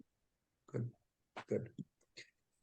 Okay, so we are looking forward to see you all tomorrow, Prabhus and mothers. Couple more things, Prabhu, Hare Krishna. Hare Krishna. Just a couple more. I just wanted to share that it just touched my heart when you said everything in Vrindavan is Krishna conscious. Yes. And I've never been to Vrindavan, so I'm looking forward to that. Also, do you want me to our scare you eternal. with what they talk about Dham? No, it's better to be Well, cautious. well, like I'm sort of afraid because I've heard so many scary things already. Possible, Okay. possible, Yes. but think like this. Mm-hmm. Bhaktivinoda Thakur in Navadin Dham Mahatma very clearly said, that's why I memorized those verses. He says, Dhamer upore jara maya pati jal, acha diya rakhe dham ei chirakal, Sri Krishna Chaitanya jara nahiko sambandha, Dhamer upori bas kore sei andha. In Holy Dham, there is two types of people lives. Mm-hmm. One types of people do not have a relationship established with Mahaprabhu or Krishna. They think they live in Holy Dham, but they actually live on the net of Maya. Because Maya Devi covered the Holy Dham with her net. Physically, maybe they are located in that location, in India, some state like that. But spiritually, they are not living in Holy Dham. Mm-hmm. Those who have a relationship with Mahaprabhu and sincerely, seriously doing bhajan, they are developing their own love for the Lord. They can help you to love. So you have to be alert. Mm-hmm. It is a different level of existence. Holy Dham is a spiritual, it exists in a spiritual level. Shuddha Sattam. Jai. Haribol. Hare Krishna. Thank you. Okay, so if no one else, we can just close now. Hare, who is going to sing tomorrow? Suddha Bhakata Charanarenu. Because tomorrow is Ekadashi. Any volunteer? It's Mathura a big Prabhu? song. I'm not asking big song or small song. I want that song to be sing on Ekadashi. It's made for Ekadashi. Whoever is I can volunteer, Prabhu. Prahlad Prabhu going to sing. Wonderful. Prahlad Prabhu, you sing this, please. And also express gratitude. Do both. You are wonderful. Yes, Prabhu. Okay. Thank you. Vanchakalpataruvesya kripa sindhuvaivacha patitanam pavanebhyo vaishnavebhyo namo namah. Hare Krishna, Krishna Krishna, Hare Hare, Hare Rama, Rama Rama.